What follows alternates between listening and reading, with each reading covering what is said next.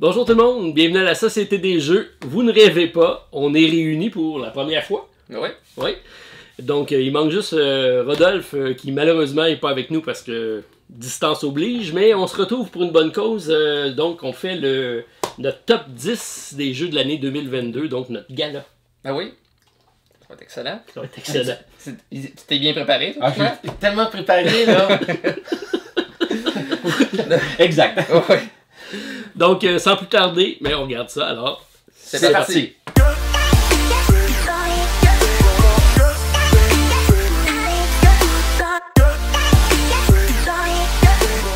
Moi je suis un peu excité. Je vous vois avec le laptop, le téléphone et moi, ma feuille de papier et mon crayon. Ouais, le bon old fashioned way, c'est Stéphane. Oui.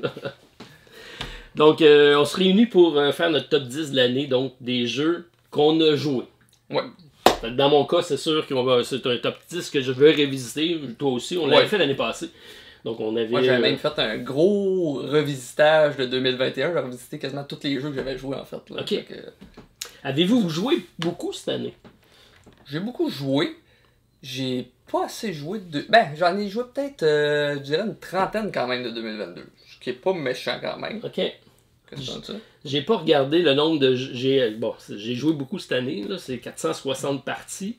C'est 200 nouveaux jeux. Mais je sais pas combien de ces 200-là sont des 2022. J'ai pas fait cet exercice-là, mais il y en a beaucoup. Mais en faisant le top, je me suis aperçu qu'il y a beaucoup de gros jeux que j'ai pas encore testés. Ouais, c'est ça. Il y en a plein qui sont. Comme je vais mettre un exemple, le Revive qui est sorti, mais que c'est pas encore arrivé de notre côté de l'océan. Donc. Comme Ark Nova l'année passée. Mais nous, on va le considérer quand même 2021. Pour être legit, vu que sur BGG, c'est déjà marqué 2021. Oui, exactement. C'est ce qu'on s'est donné comme barème. C'est on va se fier au listing de Board Game Geek, à moins d'erreurs de dernière minute, oui. Mais généralement, c'est ça qui dicte en sorte que ces jeux est disponible éligible pour notre top 10. Toi, Stéphane, t'as-tu joué pas mal cette année? J'ai joué à beaucoup de jeux, mais comme vous le saviez, j'avais décidé de maximiser mes all-in que j'ai eu en t'amuser. C'est ça, en 2018, 2019, 2020, 2021. Fait que quand je vais ma liste des jeux exclusivement de 2022, ben je me rends compte que j'ai de la difficulté à faire un top 10. Oh, okay. Parce que je joue à beaucoup de jeux 2021. T'as-tu joué à 10 jeux? Peut-être 12. J'étais à 9,5. C'est bon. Et un que je pense qu'il va être bon. Mais oui, je suis là. Ok, ben oui, c'est ça. C'est pour ça que moi, généralement, je les fais plus tard un petit peu ou je les revisite parce que ça me donne la chance de. Parce que surtout, le temps des fêtes est pas pire de sortie de l'année. Il y a beaucoup de jeux qui sortent dans les 3 derniers mois de l'année. Puis forcément, on n'a pas le temps de tous les essayer.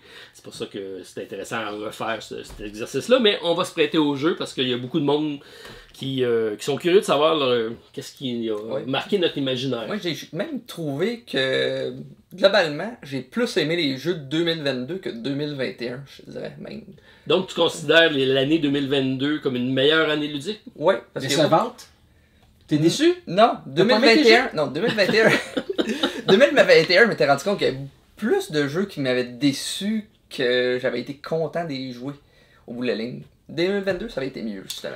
Par contre, en regardant le top 10, qui est le classement BGG, là, que tout le monde consulte, le premier jeu de 2022 est loin du top 100 et même presque dans le top 200. Là. Je pense que la première position est à 178. Oui. Puis je pense que je sais que c'est lequel, puis on va peut-être en parler. Ok, c'est bon. Donc on passe ça si ça vous tente. Donc, numéro 10, je vais commencer. C'est un petit jeu assez familial. J'ai même rejoué dernièrement. C'est un jeu que je trouve pour initier des jeunes là, autour de 8-9 ans sur des jeux plus vers euro, de la gestion de ressources. Je trouve que c'est un bon pour ça, visuel qui est vraiment superbe. Je parle du jeu Creature Comfort. Oui. C'est un jeu justement de... compagnie canadienne d'ailleurs, d'Ontario. Oui. J'avais communiqué avec eux. Super, en tout cas au niveau graphique, c'est très accrocheur. C'est dans le look un petit peu d'Everdell justement, qu'on va préparer l'arrivée de l'hiver à notre animal pour se préparer. Dans le fond, on va récolter des ressources pour justement créer une chaise berçante, des choses comme ça. Mais l'aspect qui est le fun. Même ça a l'air pas possible. Mais moi, oui, parce que j'ai aucune idée de quoi tu parles. Ouais, mais c'est un jeu, des jeux. Moi, c'est vraiment la mécanique souvent qui m'accroche. Puis le jeu-là, c'est chacun a des dés. on les brasse, puis on va devoir les attitrer à certaines actions. On embrasse 2 dés, on va placer nos ouvriers, et ensuite on va brasser un autre lot de dés après avoir placé nos ouvriers. Que ça se peut très bien qu'on va placer des ouvriers à des endroits où est-ce qu'on ne pourra pas faire des actions. Comme on pourrait faire une action qu'il faut avoir 3 dés qui suit. On va replacer nos ouvriers avant de savoir si on peut le faire. Okay, une espèce de pousser sa chance là-dessus. On a une petite récompense pour... un prix de consolation. C'est ça, ça va être un modificateur de dés. Donc, j'ai vraiment aimé ça. Il y a une plus un petit personnage qui arrive à chaque tour qui va nous donner des actions qui vont changer de partie en partie. Il y a même un petit module qui nous permet d'avoir des objectifs, mais qui sont contraignants. Tu n'as pas envie de le faire, mais les points sont attirants. Donc, j'ai bien aimé ça comme tu le considères où dans le type de jeu? Est-ce que c'est un jeu d'initiative, un jeu getaway, un grand public, famille? Je trouve que c'est un petit peu plus qu'un jeu justement pour débutants. On dirait un getaway plus, mais justement si on veut initier à des jeux vraiment euro, là, parce que c'est une gestion de ressources, puis c'est un placement d'ouvriers avec des dés. Donc, je trouve que c'est vraiment juste... Tu sais, vous avez initié des joueurs, puis vous voulez savoir si l'euro peut les intéresser. Creature Comfort, je trouve que c'est un bon titre pour ça. Bon choix. Il était sur ma liste à essayer. Je ne l'ai pas testé. J'avais couvert le jeu dans une campagne Kickstarter. Ouais. Et j'avais même communiqué avec la dame qui est propriétaire de la compagnie pour entamer des discussions pour la distribution. Puis finalement, c'est pas nous qui avait été retenus, mais c'est un titre qui m'intéresse. Ouais, l'édition Kickstarter, en plus la production, là, A1, là, c'est vraiment magnifique. Cool. Stéphane, ton 10e choix ou ton 9e et demi? Ouais. non, c'est un 10e choix. J'ai vraiment été avec des jeux auxquels j'ai eu du plaisir à jouer. Okay? Pas nécessairement des excellents jeux, mais des jeux où j'ai eu du plaisir. C'est ça le concept? Ah oui, c'est ça le concept. C'est ça le concept. OK. Il y a un jeu qui thématiquement m'attirait beaucoup. C'est un jeu que j'avais joué il y a plusieurs années qui était le nom Vengeance. Oui. Un jeu qui était passé un peu sous le radar puis que j'avais trouvé vraiment intéressant. Et ils sont arrivés cette année, de Steve, en 2022, le Roll and Write de Vengeance. Okay? C'est un très bon choix. Moi, je le considère comme... Moi qui ai joué à énormément de jeux Roll and Write, c'est un des meilleurs cette année.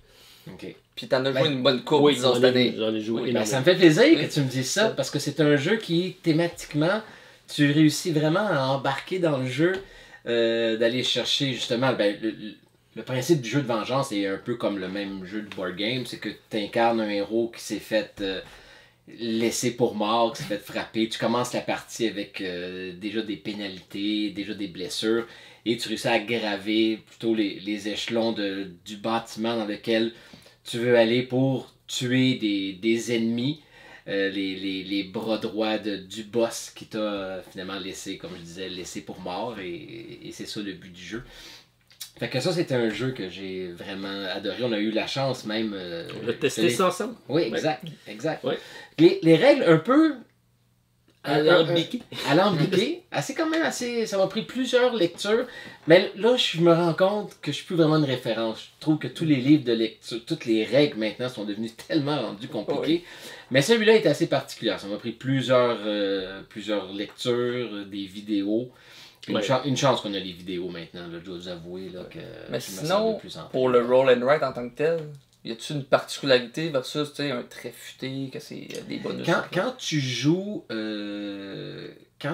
à 2 joueurs et plus, c'est un genre de temps réel qui se passe. Parce que plus vite tu brasses tes dés, plus vite tu choisis les dés que tu vas avoir à travers un bassin de dés. Quand on commence la partie, les joueurs ont tous le même bassin de dés. Fait que tu prends tes dés, tu les brasses, tu les choisis et tu peux revenir dans le bassin. Fait que plus tu es rapide, plus tu risques d'avoir plus d'options pour déplacer justement ton personnage, plus tu as de chances de lancer les couteaux, de tirer que ton adversaire. Okay. Quand tu joues en solo, ben c'est sûr que là tu peux pas te battre le temps contre toi-même, donc tu as un bassin de dés qui est plus limité à ce moment-là. Et là, tu peux faire tes actions. Enfin, je te dirais que peut-être côté... même Martin pourrait plus en parler. Là, C'est un temps réel, puis moi, j'aime pas les temps réels. Il y a très peu de jeux que j'apprécie. Je trouve que c'est bien, mais je trouve ça stressant. Puis généralement, je suis pas bon dans ces jeux-là parce que j'optimise pas mon coup. Puis j'ai pas l'impression d'être à mon meilleur. Mais celui-là, il est très simple où tu as une série de dés, tu les prends, tu les brasses, puis tu réussis à les attribuer sur tes cartes qui, eux, vont débloquer des actions. Puis quand tu vas en faire ça, tu vas pouvoir aller chercher d'autres dés. Donc plus vite tu vas le faire, puis plus vite tu vas épuiser le pool de dés. Donc toi, tu vas faire plus d'actions dans ton tour que l'autre. Mais dès que tu as fini de remplir tes cartes d'action, mais l'autre peut continuer tranquillement à finir sa carte. Fait que c'est pas super contraignant le temps là, dans ce module-là. Fait peu penser à celui qu'on a fait, le Siemens aussi ensemble, qui est un jeu d'attaque en temps réel. Ah oui. Qu'on va faire apparaître ici. Ah oui? Ok, c'est bon. C'est bon. Donc, très bon choix, Stéphane. Numéro 10. Ouais, numéro 10.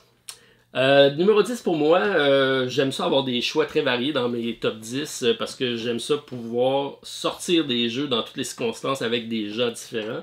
Et souvent, dans le bas de ma liste, c'est des passe-partout que j'appelle ludiques. Et une mécanique qu'on a beaucoup utilisée au cours de l'année, c'est dans les dernières années, c'est les placements de tuiles qui sont souvent arrivés. Oui. Et Acropolis, pour moi, a atteint la simplicité de ces jeux de placement de tuiles-là, où c'est très simple. On a un marché, le marché n'est pas garni, on va les chercher et on va construire une cité en combinant différents types de tuiles ensemble pour faire des points d'objectif, mais il y a également un aspect de hauteur pour multiplier nos pointages. Moi, je l'ai trouvé très très efficace. J'ai fait une variante solo du jeu. L'auteur a fait une variante dans la même semaine que moi. Puis on s'est rencontrés à Essen après ça. Puis il est venu me voir en me disant finalement, la tienne est meilleure que la mienne. Fait que ça, je trouve ça cool. Ouais, c'est le fun. Ouais, c'est cool. Donc, je trouve pour moi, à chaque fois que je le sors, il est facile à sortir, il est facile à comprendre. Puis même quelqu'un qui est gamer va trouver, il y a comme une deuxième couche de stratégie qui fait que tu peux y revenir facilement. Tu te lasses pas trop de ce jeu-là. Et il y a même une variante plus compliquée là, avec d'autres contraintes de placement pour faire plus de points. Moi, j'avais joué avec David Couteau, professeur board game à ça. J'avais bien aimé. J'ai beaucoup aimé. J'aime le jeu, je pense à date 2017, Number 9. Ouais. C'est un jeu justement avec des formes avec bizarres. Des formes de chiffres. De chiffres. L'affaire que je trouvais le fun, c'est que c'était compliqué de les superposer justement, mais j'aimais l'aspect justement puzzle, d'essayer de faire le plus haut étage. C'est un multiplicateur. Donc si t'es rendu au deuxième étage, ça fait x2 les points, x3. Que ça, c'est l'aspect que j'avais pas mal aimé de Acropolis aussi. Voilà, c'était ma 10e position.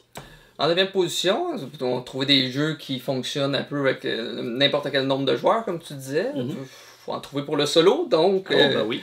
je suis allé avec une thématique qu'on aime pas mal tous, Batman The Dark Knight Return, qui est arrivé. C'est ça. Moi, j'ai pris la version cheap, hein, juste les petits standees, justement. Elle suffit amplement. En plus, elle a une belle épaisseur de boîte. Ça se faufile n'importe où, là. Ça, c'est le fun. Et la moitié de celle-là, finalement. Oui, c'est vraiment la moitié, là, on peut voir. Là, ça, c'est juste un peu trop gros. Puis la moitié de ça, c'est parfait. L'aspect de fun de ce jeu-là, c'est dans le fond, c'est basé sur la série des 4 livres, justement, de cette série-là. Et dans le fond, on a 4 scénarios à faire de suite. Ça, c'est l'aspect. Pourquoi il n'est pas plus haut dans mon top, c'est pour les petites contraintes que je trouve. T'sais, on peut pas aller faire juste le 4e scénario. Il faut faire le 1, 2, 3, 4 parce que. Donc, tu n'as jamais essayé le 4e encore? Même pas encore, parce que je suis pas capable de me rendre. Mais c'est un petit aspect pandémiesque, on pourrait dire. On gère des crises durant la partie. Pandémiesque. Oui, j'invente des mots. Okay. C'est comme ça que je fonctionne. Donc, on va essayer de gérer des crises, justement, tout en réalisant un objectif final en fonction du livre. Donc, le premier livre, je pense, c'est Two-Face. C'est le premier. Oui, le premier, c'est Two-Face. Le deuxième, c'est Les Mutants. Les Mutants, il y a le Joker. Le 4e, on le sait pas. Hein? On a une petite idée. Ouais, c'est ça. C'était les livres. J'ai même acheté les livres par après sur mon téléphone pour ça. Ok, tu fais rien à moitié. Là. Non, c'est ça. Donc, mais l'aspect vraiment le fun, c'est qu'à chaque ronde, justement, on va piocher 3 cartes. Puis ces cartes-là vont déterminer des bonus qu'on va pouvoir activer durant notre tour. Et une des 3 cartes va être, dans le fond, un événement négatif qui va arriver. Bien sûr, qu'est-ce qu'on pensait? Les cartes qui vont être super bonnes pour nous autres auront un effet événement négatif pas très fort, qu'on va avoir un petit déchirement à choisir. Je la voudrais vraiment dans mes mains, mais elle serait vraiment utile qu'elle arrive durant les événements. Et l'inverse, c'est vrai. C'est ce que j'ai vraiment beaucoup aimé du jeu. Livre de règles assez boiteux, je vous dirais. Et justement, on a de la misère à s'y retrouver. Puis c'est difficile de jouer au jeu, le ranger et le ressortir. Donc c'est une petite table de jeu, justement, pour laisser ça. C'est ce que j'avais fait quand je m'étais rendu au 3e livre. Puis ça c'est un solo uniquement. Ben, on peut jouer à plusieurs en même temps, là, mais on s'entend. Mais c'est solo. C'est mais t'as un mode versus. T'as un mode versus dedans dans le jeu. Mais il était fait solo. Ouais, c'est ça. Il était fait solo. Il a été créé, on dirait, pour juste pouvoir mettre un 2 joueurs sur les choses, mais c'est vraiment fait pour le solo. Sinon, il y a beaucoup de monde qui n'aime pas le board. Moi, je trouve l'aspect coloré, justement, rend ça vraiment utile. Ben, il est très fidèle à la BD, qui est très pastel. Frank Miller, c'est une BD très éclatée. Puis je pense que ça a été respecté. Ouais, les cartes sont vraiment bien représentées. Pour ça, les standees, justement, aussi. Là, c'est vraiment très très bien comme jeu. En 9e position, Batman The Dark Knight Return. Je vais devoir l'essayer. Il est là pour ça. Oui, il est là pour ça. Stéphane me l'a apporté justement pour que je le teste. Oui, exact, Martin. Puis d'ailleurs, je vais vous en parler parce qu'il se trouve être un peu plus haut, moi, sur ma liste. OK. Pour ma 9e position, c'est un jeu que, Martin, tu m'as fait découvrir, que j'avais trouvé bien, assez que j'ai été l'acheter. Et dans le temps, j'avais commencé à jouer à ça aussi avec ma copine. Et on l'a réessayé au Delirium. Fait qu'on l'a joué à 2 joueurs, on l'a joué à 3 joueurs, on avait même joué à 4 joueurs. Je sais pas. Voulez-vous savoir c'est quoi le titre? C'est Hidden Leaders. Oui, effectivement. Un jeu d'ambiance très, très efficace. Exactement. Chaotique. Chaotique. Oui. Exact. Écoute, en 2022, en tout cas, les jeux que j'ai acquis en 2022, parce que j'ai joué beaucoup plus de jeux, comme je disais, de ma collection qui était antérieure là, à 2022. Mais ceux de 2022 de ma collection, c'est des jeux beaucoup plus simples, moins figurines, un peu plus axés sur le solo, parce que ben ça c'est pas un jeu solo, fait que vous en parlez tantôt de jeu solo, ça n'a pas rapport à ce que je veux dire. Mais des plus petits jeux accessibles, des jeux Hidden Leaders, là, c'est un paquet de cartes, tu sors d'abord ton paquet de cartes, t'as ton plateau, t'as 2 pions, puis... Prêt à partir. Et ça, j'adore ça. Je pense que ça s'appelle vieillir, Stéphane. Oui. Peut-être. Ben, je veux dire, quand on arrive dans le jeu de société, on est très curieux, on veut tout connaître. Tu es peut-être encore rendu là, toi. Non, c'est justement, j'ai atteint le plafond, je deviens sélectif. À un moment donné, c'est ça, c'est que tu dis, ok, là, des gros jeux avec 50 pages de règles, c'est le fun, mais j'ai de la misère à sortir, ça reste dans mes boîtes parce que j'ai pas l'opportunité de le mettre sur une table. C'est le fun d'avoir des jeux que tu peux facilement amener au chalet, tu peux jouer n'importe quand, t'as quelqu'un qui arrive, c'est un filler, donc on est rendu là un peu. On est rendu là. Des jeux de semaine que j'appelle. Oui, des jeux t'attends le souper, puis tu sors le jeu, ça dure 15-20 minutes, là, c'est génial. Donc, mais qu'est-ce que le jeu? Qu'est-ce que c'est? Laissez-moi vous l'expliquer rapidement. Le jeu, c'est que chaque personnage, ou chaque joueur a un personnage qui nous offre la chance de gagner sur 2 fronts. Okay? Et le jeu peut se gagner sur 3 fronts. Donc, on a 2 chances sur 3 de pouvoir gagner la partie. Et sur le plateau du jeu, on a 2 curseurs. M'arrêterez si je me trompe. Hein? En fait, je pense que c'est plus que 3 manières même qui peut arriver qu'on gagne. Ah oui, on a... dans le fond, il y a 2 pions. Il y en a un, faut que s'il serait à un certain endroit... C'est ça, s'il y a un pion qui serait à un certain endroit, s'il y a une certaine distance où ils sont le plus proche possible.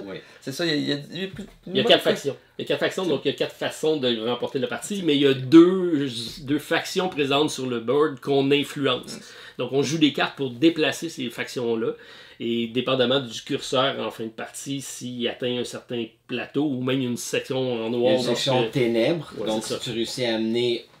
Un des 2 jetons dans la section de ténèbres, tu gagnes si ton personnage fait partie de la faction ténèbres, effectivement. Mais on peut être plusieurs à gagner, parce qu'à la fin, quand le résultat est fait, on va constater après ça notre board personnel de cartes qu'on va avoir repêché, effectivement. Donc, oui, parce que chaque carte qu'on repêche ont des actions pour faire justement bouger nos jetons sur le plateau. Et ce sont des personnages de différentes factions qu'on collectionne à la fin de la partie. Tu as raison, c'est pas mal chaotique avec le... Oui, on n'a pas tant de contrôle, mais tu sais, c'est justement, c'est simple, c'est drôle, le visuel, moi je trouve vraiment très beau. Là. Très bon choix. Très bon choix, Stéphane. Moi, c'est un jeu que je ne pensais pas trouver en 9e position sur mon top 10. Il est arrivé là par hasard? Ben, quand il est sorti, j'ai dit dans le podcast avec Martin, pourquoi avoir sorti ce jeu-là. Ah oui. Ouais. Puis là, je me suis dit, ça va je vois pas la pertinence parce que c'est la réédition d'un jeu qui déjà était un classique très connu, qui est Splendor, effectivement. J'écoute mes classiques, hein? Oui, c'est bon. Donc, Splendor est un jeu qui a passé le temps, qui est rendu un classique, qui se doit d'être connu par tout le monde qui sont dans l'univers du jeu de société. Bon, vous aimez pas, mais c'est un jeu simple à montrer, c'est un jeu d'introduction, c'est un jeu qui est encore une fois grand public. Est arrivé Splendor Duel, donc une association avec Bruno Catala pour en faire une version un peu comme dans Seven Wonders, que sorti Seven Wonders Duel. Et je l'ai sorti dans le temps des fêtes pour le montrer à des gens qui connaissaient ni un ni l'autre. Donc j'ai fait le test, j'ai sorti Splendor, je l'ai fait jouer, puis j'ai sorti tout de suite après Splendor Duel, et je l'ai fait jouer. Et systématiquement, tous mes tests ont conclu en disant tout le monde préfère Splendor Duel. Donc ça veut dire que mon environnement autour de moi est rendu un peu plus loin au niveau gaming. Ouais. C'est intéressant pour moi. Puis plus on y joue, effectivement, puis plus on développe différentes stratégies. Il y a moins l'axe de victoire est moins défini que dans Splendor, où ce qu'on fait souvent la même chose. Dans lui, il est un petit peu plus varié. Donc je trouve qu'ils ont réussi à faire de quoi d'intéressant avec le Splendor Duel. Donc bravo. Faudrait que je l'essaye, parce que je suis un gros joueur à 2. Oui. Sincèrement, je le juge, parce que c'est Splendor, puis je suis comme, oh, Splendor, je suis rendu ailleurs. Ben oui, on joue. Mais il se retrouve dans beaucoup de tops de l'année que j'ai vu. Oui. Puis même souvent, dans le top 3 que j'ai vu de plusieurs personnes. Là. Donc, on va peut-être partir avec tantôt. Il est là pour ça. Oui. Donc, tu pourras le tester. Parlant de jeu à 2 joueurs, justement, le mien est à 2 joueurs. Lui, c'est un remake d'un jeu qui date de 2018, qui était d'un 2 à 4. Puis, ils ont changé quelques petites règles, justement. On incarne, justement, on essaie de faire une équipe de voleurs pour faire des cambriolages dans 3 jeux. Je parle du jeu Caper Europe. Oui. C'est justement, c'est un petit jeu de souk à la corde, justement. Vous allez avoir 3 emplacements, justement, que vous allez faire des cambriolages. Mais c'est principalement un jeu, justement, qu'on va placer des cartes. En fonction de ça, on va tirer les jetons qui sont au milieu. Puis en fonction si c'est de notre côté, on va faire des points. En fonction aussi des voleurs qu'on va mettre et des couleurs d'équipement de cartes. On pourrait mettre un lance-flamme sur notre personnage. On pourrait mettre, je sais pas, des pinces qui s'étirent pour aller chercher des diamants plus loin, des choses comme ça. Il va y avoir différentes couleurs. Et en fonction du voleur qu'on le met, peut-être qu'on va avoir des bonus pour tirer les objets. L'affaire qui est le fun aussi, c'est qu'il y a 4 justement... scénario, c'est peut-être 4 modules qu'on peut faire qui vont changer un petit peu donner des petites twists différentes qui vont dans le fond. Des fois, c'est que ça va être, vous allez marquer des points en fonction de ce que l'adversaire a joué si vous avez gagné le jeu. Puis en plus, le jeton va être plus facilement tirable vers votre côté si vous jouez certaines couleurs. Puis si vous le perdez, l'adversaire va faire plus de points, plus vous avez de ces cartes-là. Des petites twists de même. T'es intrigué. C'est ça. Il y a même un scénario que ça joue beaucoup sur l'argent parce que il y a de l'argent pour jouer nos cartes, mais s'il n'y a plus d'argent dans le pool puis que vous en avez moins, ben vous allez voler l'argent à votre adversaire. Il y a un petit aspect qu'on va jouer sur le marché des cartes, qu'il y a plein de petites twists. C'est un jeu juste en 2 semaines, là, ça joue à peu près en 20 minutes, c'est à 2 joueurs. Ouais, mais ça semble être un take-date un peu quand même, non? Oui, parce que on va tirer ces cartes. Ton couple se passe bien quand même, ça va? Oui, okay, c'est ça. Il y a peut-être les cartes justement de lance-flamme qui vont enlever des cartes, mais à part de ça, c'est juste tirer des choses de notre côté. Là. Puis les cartes, c'est un draft, là, on va piger, puis là on se dit, je peux pas y laisser, ça va être trop fort pour elle. C'est pas bon pour moi, mais je veux pas y laisser. C'est ça. En 8e position, Caper Europe. Ça aussi, c'est un jeu qui est apparu dans plusieurs tops que j'ai écouté, effectivement. J'ai pas eu la chance de le tester. Oui, il est un peu oublié parce que c'était au début de l'année qu'il était sorti. Exact. Moi, pour mon numéro 8, j'ai été avec un jeu que j'ai pris en socio-financement. Ouais? Ouais, je te l'ai dit. Ouais. Non, mais j'achète en boutique. J'achète aussi en boutique. Donc, c'est un all-in? Non, c'est pas un all-in. Là. Non, je vous ai dit, là, c'est pratiquement fini. Ma folie des all-in. Il a joué au jeu à moitié. Attention, c'est joué. Non, c'est un jeu qui est vraiment visuellement très beau. Un plateau qui se fait genre sur 2... Pas genre, mais il se fait sur 2 étages. Ça s'appelle le bloc... il s'agit de Block and Key. Oui. Okay? Un jeu très simple. Ça joue très bien. C'est très facile.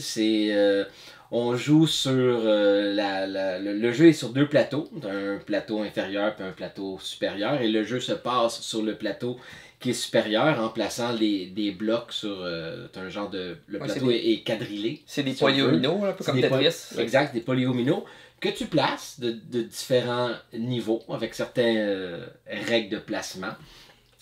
Et tu vas avoir devant toi de ta façade quand tu regardes le jeu, ou si je vous regarde, ok? Vous allez avoir le genre de vision 3 dimensions si on veut, mais on doit réussir à lire notre côté en 2 dimensions, parce qu'on a des cartes d'objectifs qui vont donner un exemple. On aurait sur la carte d'objectif 2 cubes verts qui se touchent et 2 cubes jaunes qui sont à côté. Donc, il faut que quand tu regardes, tu as réussi à mettre tes polyomino dans n'importe quelle forme pour réussir à représenter la forme sur la carte. Mais c'est ça, mais il n'y a pas besoin d'être dans le même plan parce que c'est juste sur une 3 dimensions, mais toi tu la vois en 2 dimensions. Donc il y a une question. Puis aussi où tu places ton cube, ben ça influence ton partenaire ou ton adversaire à ta droite ou à ta gauche. Exactement. Parce que ça change son centre de vision aussi.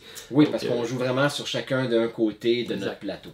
Fait que ça, j'ai trouvé ça génial et c'est vraiment amusant et je suis très bon. Ah, et je gagne. C'est pour ça qu'il ça aide. Mais c'est mieux que l'île des chats, le flip and right, hein? Comme ça tu peux placer tes cubes et les jouer avec. Oui, okay. Moi l'île des chats, le flip and right, parle-moi pas là-dessus, j'ai détesté ce jeu-là. J'ai pas plus aimé. C'est pas un 2022 ça? Oui. Ouais? Oui. Ah non, j'ai pas vu. C'est pas qu'il comptera pas dans le top 10. C'est correct parce que c'est 2 fois la même compagnie. Donc, t'as dit que Block and Key c'était bon, puis que l'autre c'était pas bon, mais c'est la même compagnie. Fait que... Ah ouais, ok. Non, moi j'ai adoré l'île des chats. Oui. Okay. Mais le roll and write... c'est pour la gymnastique physique de ne pas jouer avec la pièce. Pourquoi se compliquer quand tu peux juste prendre la pièce et la mettre? Fait que les pièces, même les blocs sont très solides. C'est solide, c'est lourd, la boîte est lourde. Puis non, c'est ma 8e position. Block and Key. Très bon choix. Très bon choix. Faudrait que je le ressorte, mais Ludovic est parti avec la copie. Fait que je pourrais pas l'essayer. Moi, en 8e position, c'est un jeu... bon, là, je vais peut-être vous faire dire que j'ai un parti pris. Mais c'est un jeu qui, pour moi, a une signification spéciale parce qu'on a fait le tour du monde avec et on a fait un gros buzz international, autant à Gen Con qu'à SN. Et on a de la misère à l'avoir. Donc, oui, effectivement, je parle de Turing Machine. Effectivement, tu as un parti pris. J'ai un parti pris, mais je pense que c'est le public qui a parlé.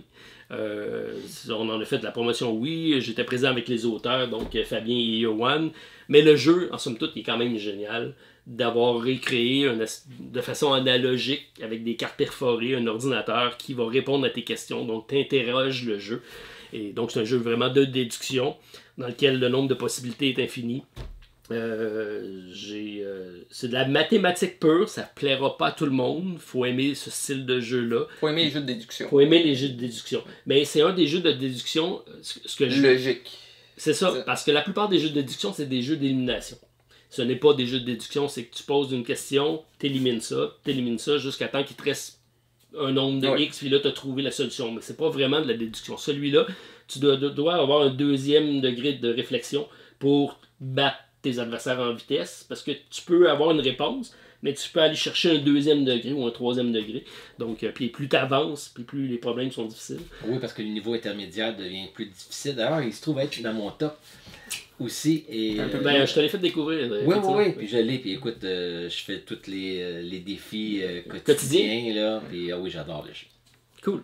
Alors, c'était ma 8e position. Mais pour moi, par contre, j'apprécie l'ingéniosité de la chose. Mais j'ai tendance à dire que c'est un jeu plus solo que... Ah oui, hein?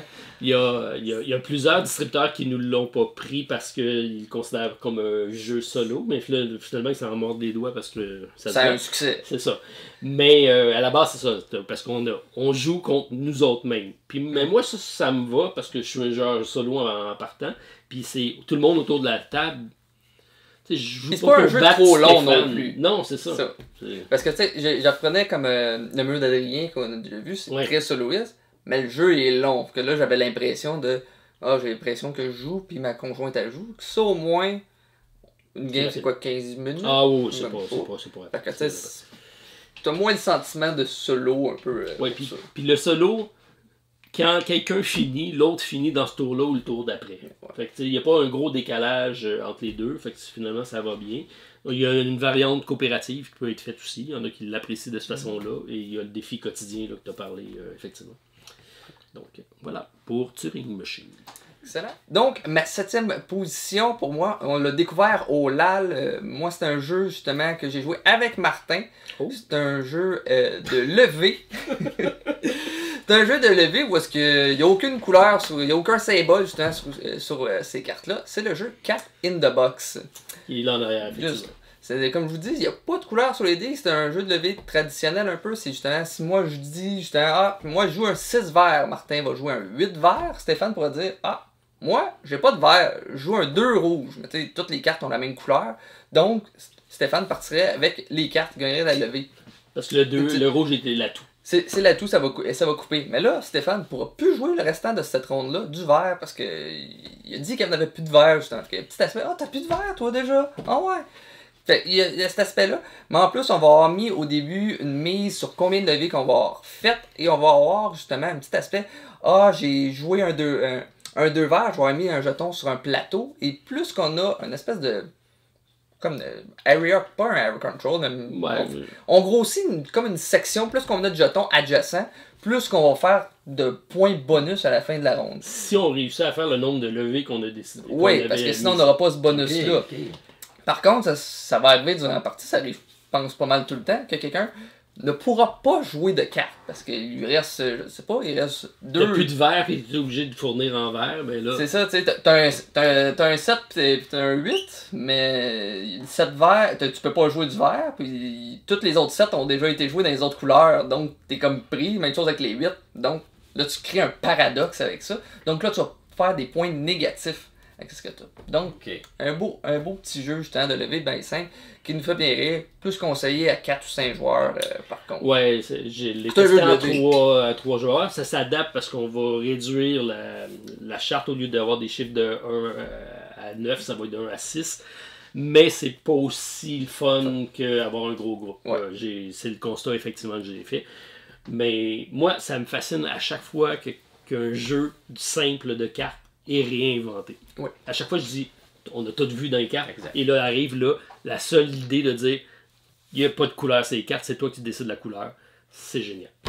Oui, il y a plein de choses comme Scout qui avait sorti, que là, c'est l'ordre des cartes dans nos mains. Ça a été Scout, j'ai regardé parce que je pensais qu'il était sorti cette année. Il aurait été dans mon top 10 parce que je l'ai découvert cette année. Mais moi, Scout, c'est le jeu qui a été le plus joué dans le temps des fêtes. Donc, en 7e position, Cat in the Box. Alors Stéphane. C'est à mon tour. Ben oui. OK. Eh bien, ma 7e position, c'est un jeu qui, selon moi, est déjà devenu un classique dans un duel de 1 contre 1. Ils ont sorti une genre de... J'ai le mot genre que je dis tout le temps, c'est incroyable. On va mettre l'emphase. C'est un jeu qui ont... Tu sais, quand ils changent de thématique, ils ont une nouvelle thématique qui s'ajoute, parce que c'est exactement le même jeu. Fait que ça me fait juste donner l'occasion de vous en parler. C'est Dice Throne, mais Marvel. Ah, ben oui. Okay. Ben oui. Je vous en parle, je pense que ça n'a aucun secret pour personne, l'univers de Dice Throne. C'est juste que j'adore sortir ce jeu-là. Ben, t'as 2 cartes gagnantes. T'adores Marvel, t'adores Dice Throne, je pense que c'est une combinaison gagnante. Exactement. Puis sortir ce jeu-là, que je le sorte avec ma fille ou avec mon neveu, on sort le jeu vite, on a nos personnages préférés. Puis plus on joue avec nos personnages, plus on commence à connaître nos cartes. Pour moi, là, énormément de plaisir. C'est ça, Dice Throne, Marvel. Y a-tu quelque chose de particulier que t'aimes plus dans... Ben, t'aimes-tu plus le Marvel versus les autres personnages qu'il y a déjà sortis? Ben, j'ai déjà la thématique de Marvel, j'aime ça. J'ai 4 personnages de la version originale. J'ai joué des parties, mélangé les personnages ensemble, puis... ça fonctionne. Ça fonctionne très bien. C'est juste que tu as plus d'affinité avec un personnage que tu connais que d'aller faire un personnage générique. Oui, parce que tu as le barbare que tu sais, ok, le barbare va être fort sur les attaques, mais quand tu vas jouer quelqu'un comme Scarlet Witch ou tu vas jouer Doctor Strange, ben, la thématique que tu as sur ces personnages-là, ben, est bien implémentée, justement. Oui, très bien. C'est comme je sais que Thor, il y a comme son marteau qui va revenir, là. Loki, Lucky, le maître de l'illusion, a 3 cartes. Fait que dans sa défense, à ce moment-là, tu peux mettre 3 cartes.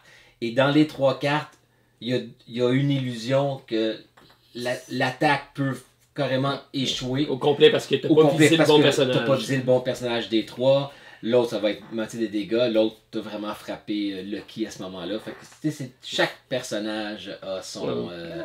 Puis, ils ont été chercher des personnages comme Spider-Man, ben c'est Miles Morales. Fait que c'est un petit peu différent.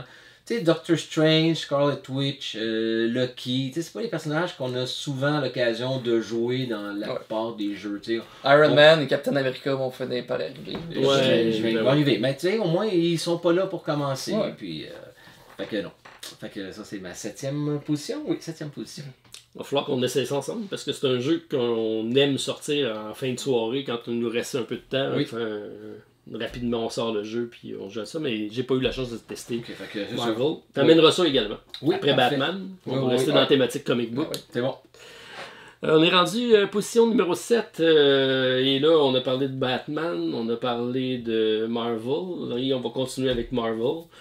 Donc Fantasy Realm est un jeu que j'avais joué à l'époque quand c'était sorti, j'y avais pas rejoué. Après ça, l'année passée j'ai été visiter celui de Star Trek. Non, Stone Matter. Ah avec, oui. Red Rising. Que j'avais aimé, mais je connaissais pas, j'avais aucune affinité avec l'univers, je connaissais, puis de mixer des personnages que je connais pas, ça avait pas de résonance pour moi. Tout à l'inverse, dans Marvel Remix, c'est la même thématique, avec une petite twist supplémentaire où on a des vilains, on a 2 types de cartes, là, des vilains et des héros, et avec des alliés, et on doit faire une combinaison de cartes, c'est toujours le même nombre de cartes, donc c'est un jeu très simple où on pioche une carte, on défausse une carte, puis lorsqu'on a un certain nombre de cartes dans le milieu de la partie, dans le milieu de la défausse, la partie finie, on essaie de maximiser notre main, et ça fonctionne super bien dans Marvel Remix parce que, encore là, les thématiques sont super bien implantées, là, où Thor est là, puis si t'as son marteau, ça fonctionne, puis si t'as d'autres personnages d'Asgard, donc t'es capable de builder up ton dossier comme ça. C'est sûr que c'est un jeu un peu frustrant où ce que tu vas chercher d'un fois souvent la même carte, mais t'as souvent un plan B et un plan C à faire. Ça, faut que tu t'adaptes au hasard. Exact. C'est là la beauté du jeu. Il faut pas que tu subisses le jeu, il faut que tu apprennes à naviguer à travers. Les parties sont super rapides. On a fait une partie d'ailleurs sur la chaîne avec Stéphane. Oui. Donc oui, bien content de... J'avais racheté Fantasy Realm en français quand il est sorti. J'avais pas déballé la boîte encore, puis j'ai acheté celui-là 2-3 semaines après. Puis j'ai joué à lui, puis j'ai revendu l'autre. J'ai revendu un jeu. T'es capable de faire ça? Ben, je l'ai pas vendu. Là. Tu le laisses pas à quelqu'un. Oui, c'est ça. Fait que, oui, Marvel Remix Fantasy Realm, bravo. Excellent.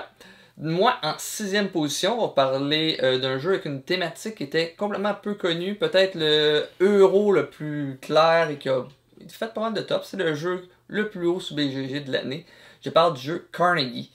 C'est un jeu... Moi, je suis un gros amateur de Race for the Galaxy. Là, où est-ce qu'on justement, on fait une action, moins bonifiée, mais tout le monde va faire la même action. Mais le bout le fun qui a été lancé par Puerto Rico, justement, c'est pas nécessairement de faire l'action la plus payante pour toi. C'est de faire l'action qui est la moins payante pour les autres. Donc, si je vois que t'es pas capable de faire l'action, puis que moi je suis capable de la faire, pas trop payé, Martin... Il a fait encore moins. Je vais prendre cette action-là parce que c'est versus les autres. C'est ta meilleure, mais tu t'avantages pas les autres. Je m'avantage versus vous autres. C'est ça. C'est un aspect vraiment le fun. C'est un jeu justement qu'on va avoir des. C'est assez spécial justement avec les actions. C'est pas facile à prendre en main au début. On est quelqu'un qui va essayer de faire des donations à travers les États-Unis. Donc on va mettre justement de l'influence, des petits tokens dans certaines villes. On va essayer de connecter certaines villes en mettant des petits jetons. Aussi, on a notre bureau où est-ce qu'on a déplacé des ouvriers, justement. Il va falloir gérer de l'argent à travers ça pour pouvoir faire travailler nos ouvriers. Parce qu'après une action, ça, ils tombent fatigués tout de suite. Il faut tout de suite les relever. Ah, les employés. Oh, ouais. Mais la production est vraiment superbe. On a un plateau triple couche où est-ce qu'on va rentrer des languettes à travers. Puis là, plus qu'on fait des actions, on va tirer des languettes qui vont débloquer des revenus qui vont devenir de plus en plus payants. Donc nos phases d'income vont devenir de plus en plus payantes. Là. C'est un jeu beige sur le plateau. Mais c'est vrai. Mais avec des petites touches colorées qui est vraiment superbe. Là. Je l'ai pas assez joué pour le mettre plus haut. Parce que sincèrement, j'ai joué 2 fois. Selon moi, si j'avais joué 4-5 fois, pourrait se retrouver facilement dans le top 3, parce que c'est vraiment dans mon style de jeu, avec beaucoup de petites interactions justement avec les autres. Là. Donc, en 6e position, Carnegie. Très bon, c'est 2 fois de plus que moi parce que j'y ai pas joué encore.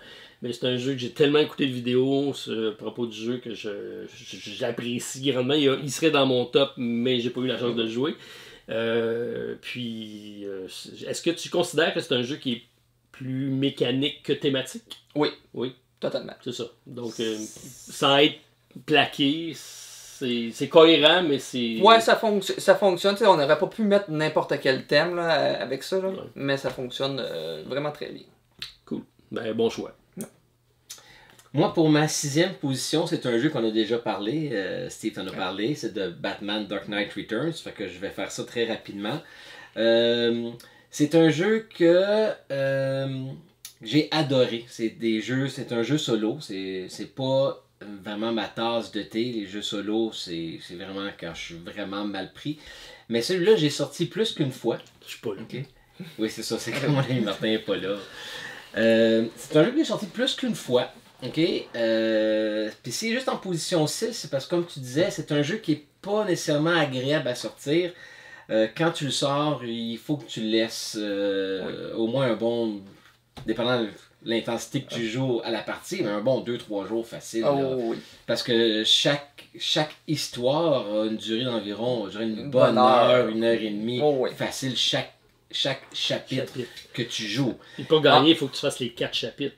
Oui. Si tu veux vraiment te dire que tu as gagné le jeu, tu dois compléter 4 chapitres. En plus, à 1h30, on compte pas la mise en place à travers ça. Exactement. C'est pour ça qu'on dit que le ranger, c'est pas une bonne idée, parce qu'on va perdre du temps à le ranger et à sortir du matériel encore. Exactement. Fait que comme on l'a dit, c'est cette copie-là ici qui est la mienne. J'avais pris le all-in avec les figurines. Et sérieusement, c'est totalement inutile. J'ai même pas sorti les figurines. Les figurines en carton sont en couleur, sont bien illustrées. Ça vient vraiment chercher le travail de Frank Miller. Fait que juste le jeu de base que tu as, Steve, c'est amplement suffisant. J'ai pas trouvé la qualité nécessairement du plateau excessivement bonne. Comme vous avez vu, mon jeu a courbé un peu. Par contre, on écrit sur le plateau, ça fonctionne bien. En autant que tu gardes tes mains vraiment proches de toi et non pas que tu frottes le plateau. Autre aspect bizarre, c'est que le plateau est fait sur le long. Donc, il faut se mettre sur le long, mais il est très très long. Ouais. On dirait que t'as pas le choix d'embarquer dessus pour venir. Mais c'est ça. Mais j'aurais imaginé plus le plateau fait dans l'autre sens, comment ils sont faites les choses pour écrire. Il y a plein de choses. Le jeu est le fun, mais les irritants font qu'ils... Mais c'est pas une compagnie connue non plus qui a fait ça. C'est son premier projet. Ça a passé par une campagne de socio-financement. Il y a une licence en arrière de ça, c'est bien. Je pense que le gameplay, ce que vous semblez dire, c'est qu'il est bon. Mais c'est sûr qu'au niveau qualité d'édition de jeu proprement dit, il y a peut-être de la place à l'amélioration. L'affaire que j'avais apprécié, moi je l'avais pas pris Kickstarter, mais il avait mis un funding goal, un objectif réaliste. Je pense que c'était 700 000, quelque chose de dollars comme ça. Fait que tu voyais que c'était du sérieux, qu'est-ce qu'il y avait derrière ça. Ça n'a pas été long, là. Ça n'a pas été long de recevoir le jeu, je pense, à l'intérieur de l'année, d'un an. Là, puis il est sorti en boutique presque en même temps. Écoutez, le jeu, quand on commence à jouer, c'est incroyable, c'est immersif. Juste à chercher les lieux dans Gotham City, là, où chaque espace de lieu vient vraiment chercher le Gotham City qu'on peut reconnaître soit dans les bandes dessinées, l'appartement de Selina. C'est juste que dans certains lieux, il faut que tu les cherches longtemps. Là. Le plateau est séparé en 3 districts. Puis il faut, quand tu cherches un tel building, tu regardes chacun. Là, ils sont écrits en tout petit en plus. Là. Mais mon plus grand irritant, t'en as parlé, c'est le livre de règles. Je comprends vraiment pas. Le livre de règles, là, il est long comme ça. Tu lis les règles pour le consulter parce que les règles sont vraiment pas claires. Tu vois plus le plateau. Tu mets tes règles, tu peux où le mettre, tu le mets à terre. J'ai l'impression de lire la presse dans le temps, comme physique, le grand journal. J'ai l'impression de lire un journal. Mais j'ai adoré le jeu, j'adore le jeu. Il y a une affaire que je repense, c'est justement, il y a des gestions de crise, des choses qui vont arriver. On ressent la pression que le jeu t'impose, justement, qui va te faire arriver, justement. T'as les émeutes qui arrivent, mais tu peux pas attaquer des journalistes parce que t'es quand même Batman. T'as des policiers quand même. Oui, exact. T'as des policiers aussi. Tu peux les attaquer, mais tu perds un peu aussi de ta notoriété. Là, tu perds des crans. Oui. T'as tes points de vie qui descendent à une vitesse fulgurante. C'est vraiment dur. Oh, oui. C'est vraiment dur le jeu. Fait que Martin, j'ai bien hâte que tu en parles. Ouais, tu m'avais dit que ça allait être un jeu pour moi. Moi qui aime les jeux difficiles puis les puzzle games. C'est juste que quand j'ai serré le jeu puis j'ai remis la boîte droite, tous les jetons ont tout tombé. Oui. C'est ça le puzzle. Trouve les places. C'est bien numéroté par contre. Oui, c'est bien identifié. Chaque standee, il y a comme un petit c'est le livre 1, il y a un petit 1 pour pas que ça gâche l'illustration. Même toutes les pièces. Les cartes aussi. T'as un petit 1 jaune, un petit 2 d'une autre couleur. Des bonnes couleurs pour toi, c'est très bien. Bon, moi, t'as des chiffres. T'as 1, 2, 3, 4. Là, pas loin, jusqu'à 4. Fait que donc, oui, mon numéro 6, Batman The Dark Knight Return. Je vais le tester, je vais vous dire s'ils ont raison. Les deux l'ont mis sur leur liste. Il n'est pas sur la mienne, malheureusement, je l'ai pas testé. Prochain jeu, on est en 6e position. C'est un jeu qui a été présenté sur la chaîne, mais c'est pas moi qui vous l'ai présenté, c'est mon ami Steve qui a eu cette chance-là. C'est un jeu, Stéphane, qu'on a testé ensemble au Delirium. Je pense qu'il t'avait surpris aussi. Moi, c'est l'aspect mécanique du jeu qui m'a interpellé. C'est sûr que c'est un jeu qui est illustré par Vincent Dutré, ça aide. Donc, c'est Les Tribus du Vent. Merde. Donc, moi, il a manqué la coupure de juste, là. Oui, ben, c'est ça. Je le trouve original par sa... le reste du jeu est assez classique. Là. Le développement de son plateau, emmener ses employés, dépolluer la place, une thématique un peu environnementale intéressante. On a besoin de ça. Ces jeux-là, on a besoin. On a besoin. Mais ce que j'aime beaucoup, c'est l'aspect Anabi, où on a d'autres cartes qui sont visibles de nos adversaires, et c'est ces forces-là qui vont activer nos cartes, et nos cartes ont tout le temps 2 possibilités, ou même 3 dans certains cas. Donc, si je suis majoritaire dans le feu, je regarde les éléments des autres personnages, et là, ça va faire une action qui est plus ou moins forte de mon côté. Donc, c'est un jeu où on doit toujours avoir on peut pas planifier trop à l'avance. On le planifie, mais il faut toujours avoir un plan B, parce que ça peut arriver que dans le même tour de jeu, les joueurs ont joué les cartes que tu voulais pas qu'ils jouent, donc ça change la donne pour toi. Fait que, il faut que tu t'ajustes fréquemment dans le jeu. Il y a des options sur ton plateau pour pouvoir pallier à ces situations-là, mais si tu prends ça, c'est que ta partie va mal. Donc c'est vraiment un jeu, tu dois optimiser tes mouvements d'un tour à l'autre.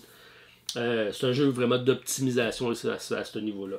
Moi, il me plaît par sa mécanique originale du jeu, puis le jeu est quand même bien fait. Là. Ouais, depuis Justin j'avais fait la vidéo, j'ai refait une partie, c'était à 5 joueurs par contre. À 5 joueurs, ça devient un peu long. Je trouve qu'à 2-3 heures, c'est là qu'il shine le plus, parce qu'on a de l'interaction avec tout le monde. J'aime surtout la variante 2 joueurs qu'ils ont mis, parce que justement, à 3 ou 4, on n'a pas vraiment le contrôle sur ce que les autres jouent. Mais à 2 joueurs, on a comme un marché commun qu'on va repêcher nos cartes pour mettre dans notre main, mais ça va aussi un impact sur qu'on va avoir accès justement. Parce que le marché est face cachée, puis on voit juste le dos de la carte, donc ça se trouve être le 3e joueur dans le fond. Il fonctionne super bien, puis moi quand j'y ai joué, j'ai trouvé ça tellement génial que j'avais fait une variante solo à partir de là. Je l'avais testé, puis ça avait bien fonctionné. Fait que oui, il est presque aussi bon à un petit compte de... Moi, 2 joueurs, c'est mon compte favori.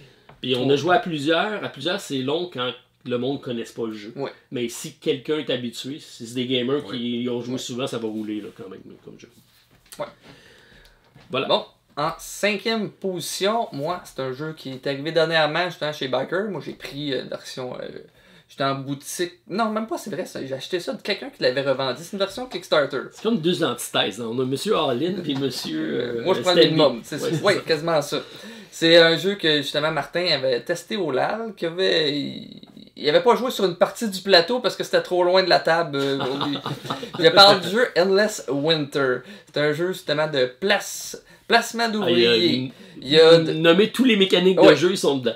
Placement d'ouvriers. Il y a du deck building. Il y a du set collection, la collection d'ensemble. Il y a du area control qui est là. Il y a la gestion de ressources qui est clairement là, puis des petits bonus justement qu'on va faire. Il y a tout, mais on dirait que tout s'imbrique assez bien. Le deck building est un petit...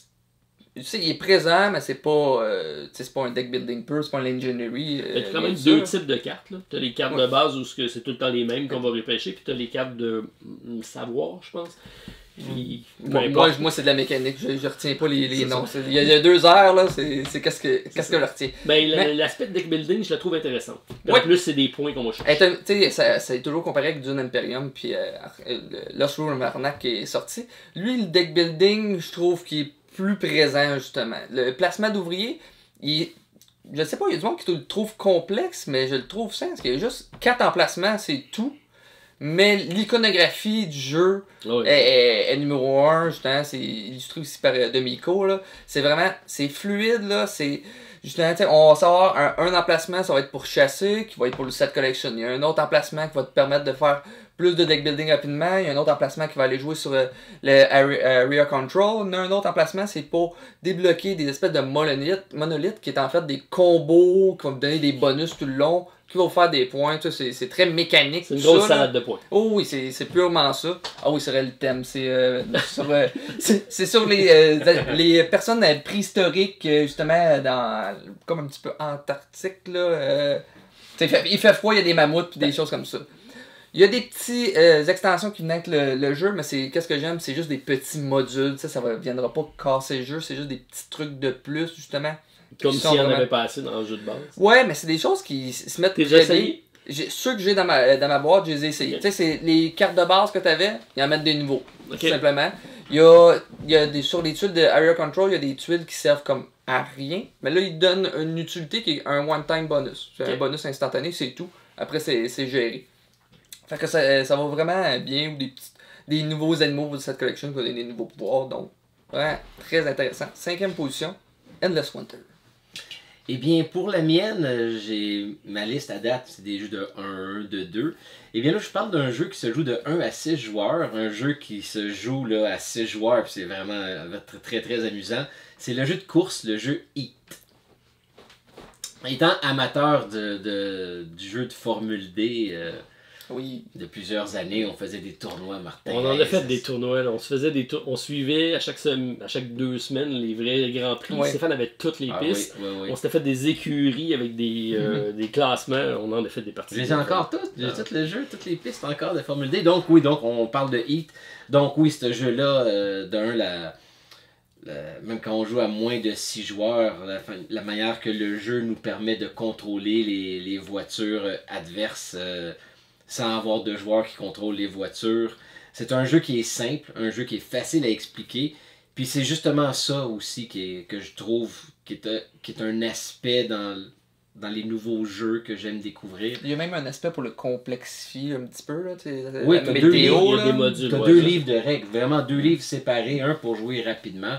Écoute, ça m'a pris peut-être 10 minutes à expliquer. Déjà, on jouait, on a eu du plaisir à la première partie. Ça aussi, c'est quand même assez important de trouver un jeu aussi facile à installer, facile à expliquer, du plaisir à la première partie, pas besoin de jouer 2-3 parties pour avoir le rythme du jeu. Puis quand tu as joué 2-3 parties, ben oui, tu rouvres le 2e livre de règles. Puis même ce qui est bien, c'est que dans le livre de règles, qui est le livre de règles avancé, il est séparé en modules, fait que t'es pas obligé de tout rajouter. Tu vas un à la fois. Souvent, c'est ça tu que veux rajouter météo, tu joues météo. Après ça, quand tu contrôles, ben là, tiens, on va rajouter certains les cartes, les sponsors. Ah, t'es correct, là, tu rajoutes des cartes d'amélioration de voiture. Fait que c'est un jeu que j'ai pas encore joué tous les modules encore avec le jeu, mais c'est un jeu là, que j'ai adoré, le jeu Heat.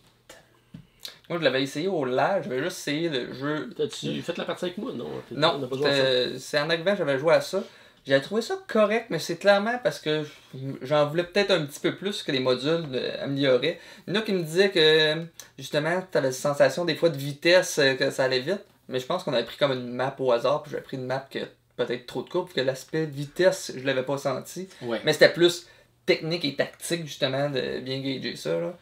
Donc, à réessayer. On va réessayer ça ensemble. C'est bon. Ok, donc on est rendu numéro 5. C'est ça. Numéro 5, c'est un jeu que j'ai eu la chance de jouer dès sa sortie, au Gen Con de l'année passée, mais c'est un jeu qui est sorti cette année officiellement. Surveille. Ouais, c'est ça.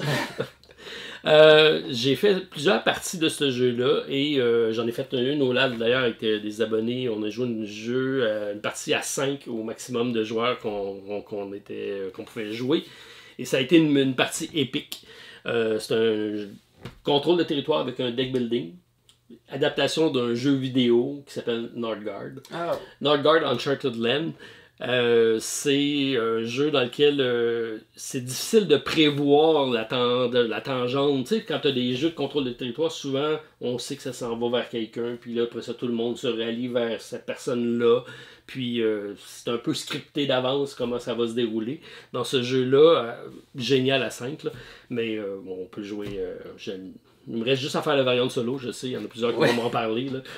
Mais c'est ça. Donc, on a un aspect deck building très très intéressant dans lequel on va avoir des jeux.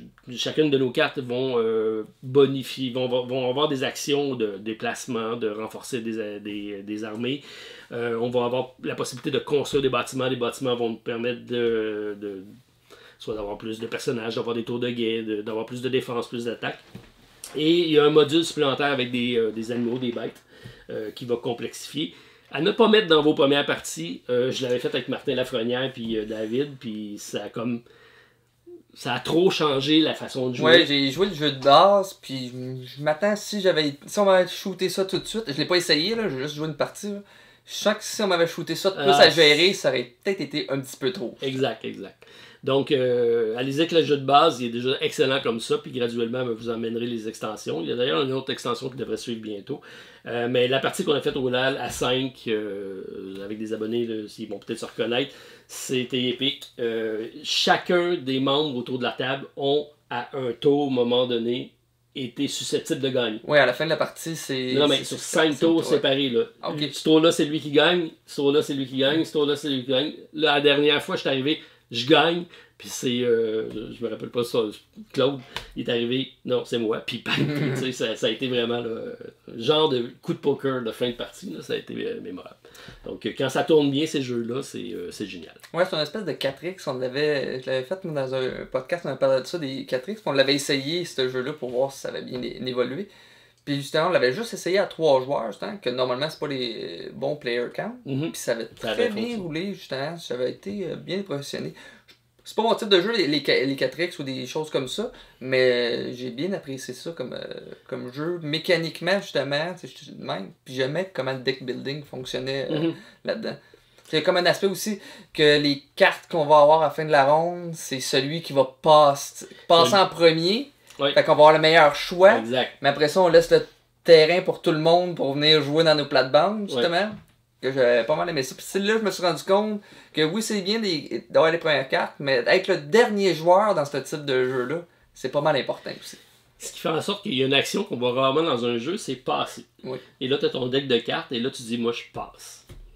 Mais là, tu dis, pourquoi tu t'arrêtes pas puis tu prends une carte? Non, mais c'est parce que je veux me défendre si jamais il se passe ça, quoi. on peut voir, tu sais, c'est comme oui, je pourrais faire ça, mais je vais attendre qu'il s'approche pour pouvoir mieux l'attaquer. Oui, exactement. Fait que peu importe dans la ronde, tu peux commencer ta game en disant, ben, je passe. Et là, tout le monde te regarde et dit, qu'est-ce que tu t'en vas faire là? Fait que ça a fait un petit gameling intéressant au niveau de la table. Là. Voilà, donc rendu numéro 4. Oui, numéro 4, un jeu justement qui pas coûté tant cher, justement. Tu l'as déjà joué toi aussi, là, justement. C'est un jeu super simple, là, mais super efficace dans son chose. C'est le jeu que je vous ai déjà présenté sur la chaîne, Foundation of Rome. Coûte pas cher, à peine un rein. C'est pas plus, justement. Donc, Martin m'avait fait le privilège justement de me vendre une copie, justement, parce qu'il avait commandé ça une grosse quantité. Là. J'ai été fou comme ça. Ouais, fou comme ça. C'est simple, c'est overproduced, là, on s'entend. Là. Vous avez une rivière de cartes, là, t'appelles ça le jeu de bingo, là, quasiment. C'est qu'on va aller acheter une carte, puis ça va déterminer un lot. Puis avec ça, on va pouvoir placer nos bâtiments qui vont nous faire des revenus. Puis en fonction des bâtiments qu'on met, qu'est-ce qui est adjacent, on peut faire plus de points justement à la fin de la ronde. L'aspect vraiment le fun du jeu justement, c'est les modules. Ça revient souvent dans nos choses. Ici, il y a un module justement où est-ce qu'on va mettre justement des monuments avec ça, qui vont être des plus gros bâtiments. Qui vont des bâtiments en beige. Ouais, les autres sont gris, je pense. Il donne du point. Il donne plus de bonus, des populations, plein de trucs justement qui vont donner plein de bénéfices, un petit peu un aspect de course, puis il y a des certaines restrictions avec ça. Il y avait, moi, juste faire une parenthèse, il y a une affaire qui m'a chicoté dans ce jeu-là, c'est la façon que les points se marquent à la fin par rapport le rattrapage du dernier versus le premier. Ouais, la population. Il y en a un qui peut tirer de la patte comme jamais, tant qu'il en a juste fait un, il va revenir. Il y a ça qui est un petit peu peut-être... C'est un catch-up mécanique, mais très agressive. Ouais, surtout pour le dernier. C'est pour ça qu'il faut pas essayer d'être trop en avant non plus, pour donner un bonus à l'autre. Ouais. Mais justement, des modules, l'aspect qui est vraiment le fun, il y a un Chinatown littéralement qui se cache avec ça, où est-ce que tout se négocie, parce que dans le jeu, on va gagner des lots un petit peu au hasard avec ça, mais on va peut-être essayer d'acheter des lots qui vont nuire à l'autre, mais ça va pas tant nous avantager. Ici, tout se négocie. Donc, je vais te nuire en prenant ce lot-là, mais en plus, je vais te la revendre au triple du prix qui t'aurait coûté.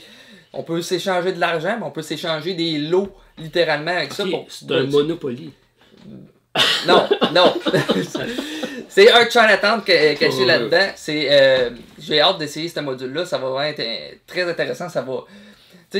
J'avais joué avec Vincent Bourlac, anciennement de l'école du jeu, puis il jugeait parce que c'est un jeu complètement overproduce, mais quand j'ai parlé de l'aspect de Chinatown, parce que il y a l'aspect vraiment fun, parce que là, il y a l'aspect polyomino aussi qui rentre, il est assez léger. Peut-être ça, j'aurais aimé ça, plus des monuments, d'avoir plus de... Ouais, parce qu'ils sont pas mal tous de la même forme. C'est ça, en ligne droite ou un petit L. Il y a deux pièces qui font des U ou un espèce de T, que là c'est funky, là, ça devient difficile de placer. J'aurais peut-être aimé des pièces un petit peu plus funky.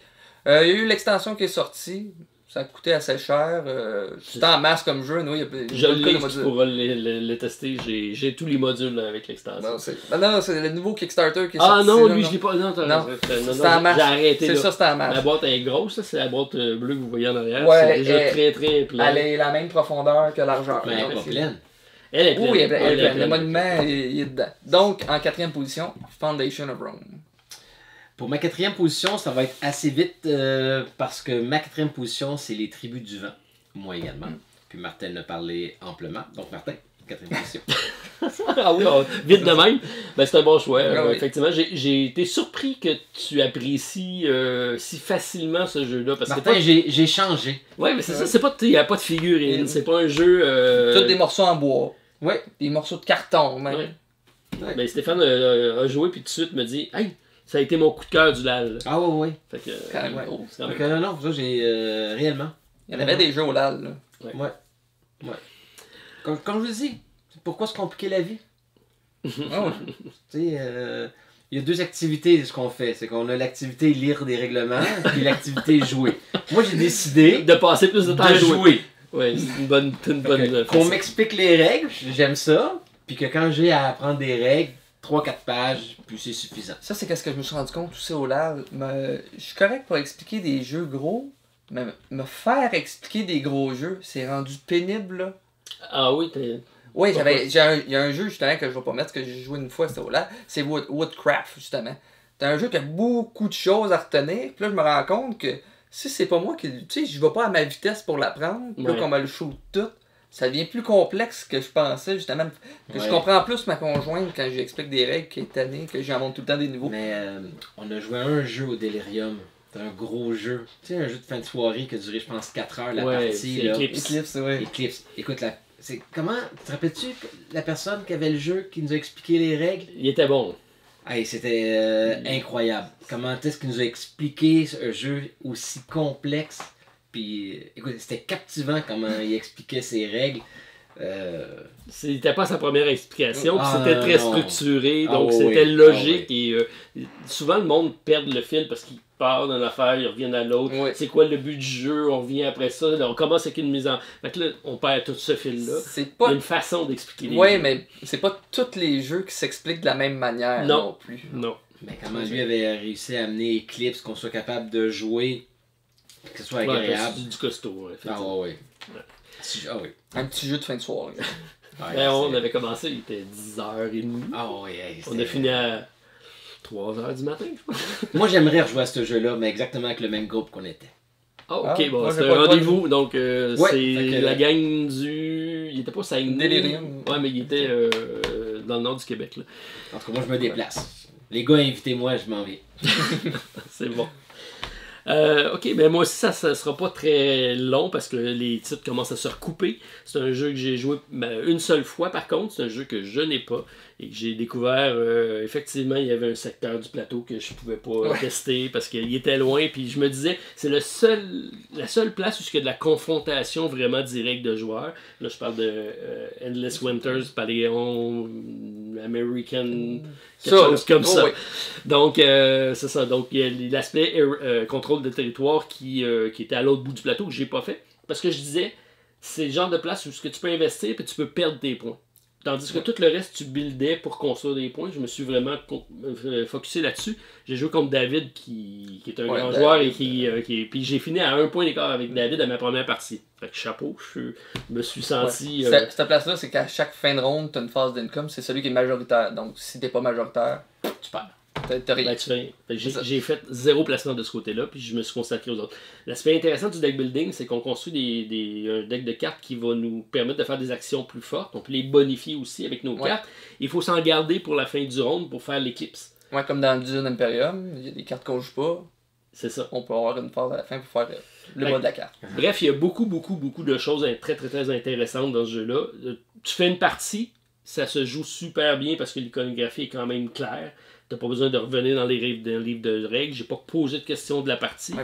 Mais j'ai pas l'impression d'avoir fait le tour du jeu parce que t'as tellement d'axes de développement que c'est sûr que je peux y rejouer 10 parties puis j'aurais jamais fait la même partie. Là. Ouais. Voilà, donc belle première partie. Stéphane va falloir qu'on essaie ça. Ouais, absolument. Troisième position, top 3.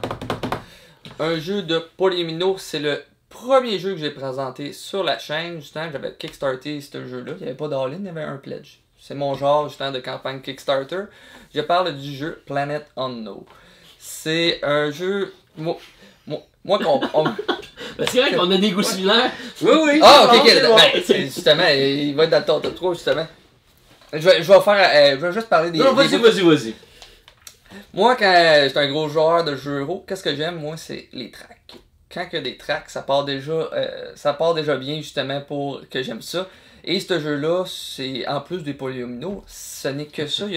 En plus, il y a plein de plateaux réversibles qui fonctionnent. C'est incroyable le nombre de... Parce que déjà, le jeu est excellent en tant que tel. Puis le Kickstarter qu'on a eu, mais qui est toute la même version, il y a tellement de factions différentes, de planètes différentes, de possibilités différentes qui changent même le gameplay. Oui. C'est vraiment intéressant. Quand je disais que Foundation of Rome, j'aimais pas qu'il n'y avait pas de contraintes par les polyomino. Là, tu vas en avoir, mais en plus, la planète, ton plateau va t'en imposer. Parce qu'il y en a certaines qui ont des trous en plus de ça. Puis il y a un petit rover que tu vas promener pour aller sauver des life pods. Puis que lui, tu veux pas mettre une tuile par-dessus parce que tu vas le détruire. Donc tu vas te perdre des points. Puis il y a même une track que je me souviens, elle va aller jouer sur les autres tracks. Puis là, si tu passes et qu'il y a un cube, ben tu montes plus vite. Et si tu montes plus haut sur la track, plus tu as des bonus intéressants. J'ai eu un peu de difficulté, moi, avec la track de points quand j'ai joué. Il fallait que je fasse attention, je voulais pas tricher. Puis j'avais un peu de difficulté à savoir c'est où que je suis rendu. On parlait de livre de règles déficient ici.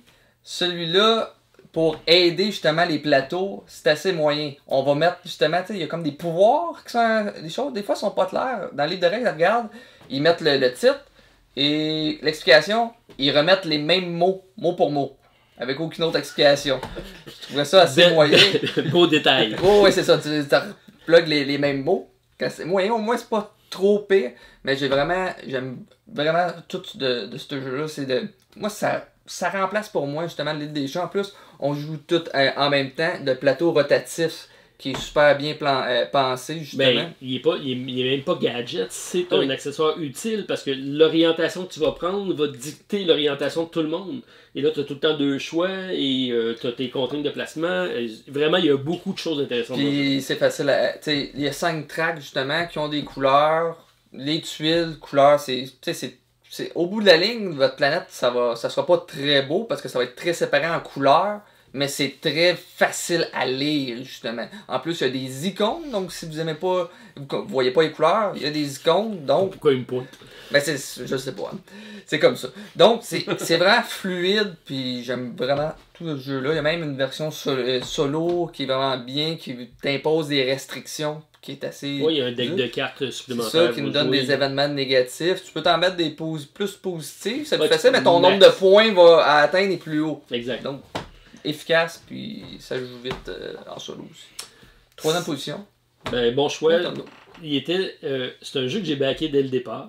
Puis quand j'ai refait, puis il était long à arriver. Oui. Puis quand j'ai fait ma vidéo après ça, des plus anticipés, je me suis dit, pourquoi j'ai backé ce jeu-là? Oui, j'avais dit ça. Pourquoi j'avais eu de quoi qui m'avait intéressé. Mais là, je jugeais le cover, j'ai-tu fait un bon choix? Puis quand il est arrivé, je pense qu'il a fait l'unanimité. Oh. Lui aussi, il est arrivé au Gen Con l'année passée, puis tout le monde se l'a arraché dans le temps de le dire, puis tout le monde le cherchait. Donc, c'est signe que c'est un bon jeu. Ouais. Puis, il rentre dans la catégorie qu'on s'est parlé tantôt des jeux quand même simples.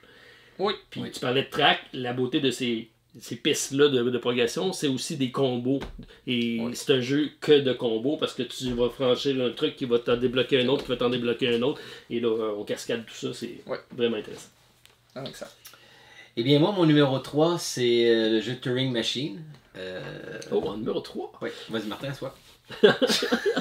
Mais non, mais tu penses qu'il a joué plus que moi. Écoute, j'ai joué énormément à ce jeu-là. C'est un jeu qui, j'en avais énormément entendu parler de sa complexité où ça pouvait prendre peut-être un peu de temps avant de comprendre le principe de comment ça fonctionnait. Puis écoute, ça a cliqué assez vite pour moi. Tu m'avais montré un peu comment jouer. Puis écoute, quand tu joues 2, 3, 4, 5 parties, puis tu continues, puis tu montes dans le monde intermédiaire, j'ai adoré. Puis encore une fois, j'aime de plus en plus juste pouvoir ouvrir une boîte, puis pouvoir jouer tout de suite. C'était mon gros coup de cœur de cette année, de pouvoir juste installer un jeu, jouer un jeu, tu joues 15 minutes, 20 minutes, t'as envie de jouer une demi-heure, tu joues une demi-heure, tu sors le jeu. C'est fini. C'est une des raisons pour lesquelles Turing Machine est là, parce que ça se joue bien. Ça joue bien en mode coopératif aussi. C'est le fun. L'as-tu joué avec Joanne en coopératif? Oui.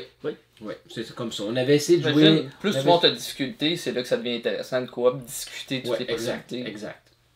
Parce que là, t'as tes choix, mais à un moment donné, dans tes choix, t'as d'autres choix. Puis là, tu penseras pas à tout non plus en exact. Donc, tu réfléchis à voix haute, puis vous réfléchissez ensemble, puis quelque chose que tu dis va faire débloquer quelque chose d'autre chez l'autre, puis à un moment donné, ça va peut-être aller plus vite. On avait essayé de jouer en mode compétitif, mais ça fonctionnait pas. Tu pouvais pas t'empêcher de voir ce que l'autre faisait, écrire des notes. C'est difficile de pas regarder, puis pas avancer à la même vitesse. Comme moi, je regarde. Oublie ça, jouer en équipe. Jouer pour le plaisir. Exact. Puis c'est exactement ce qui s'est passé avec lui. C'est beaucoup de plaisir. Super. Non, c'est le numéro 3.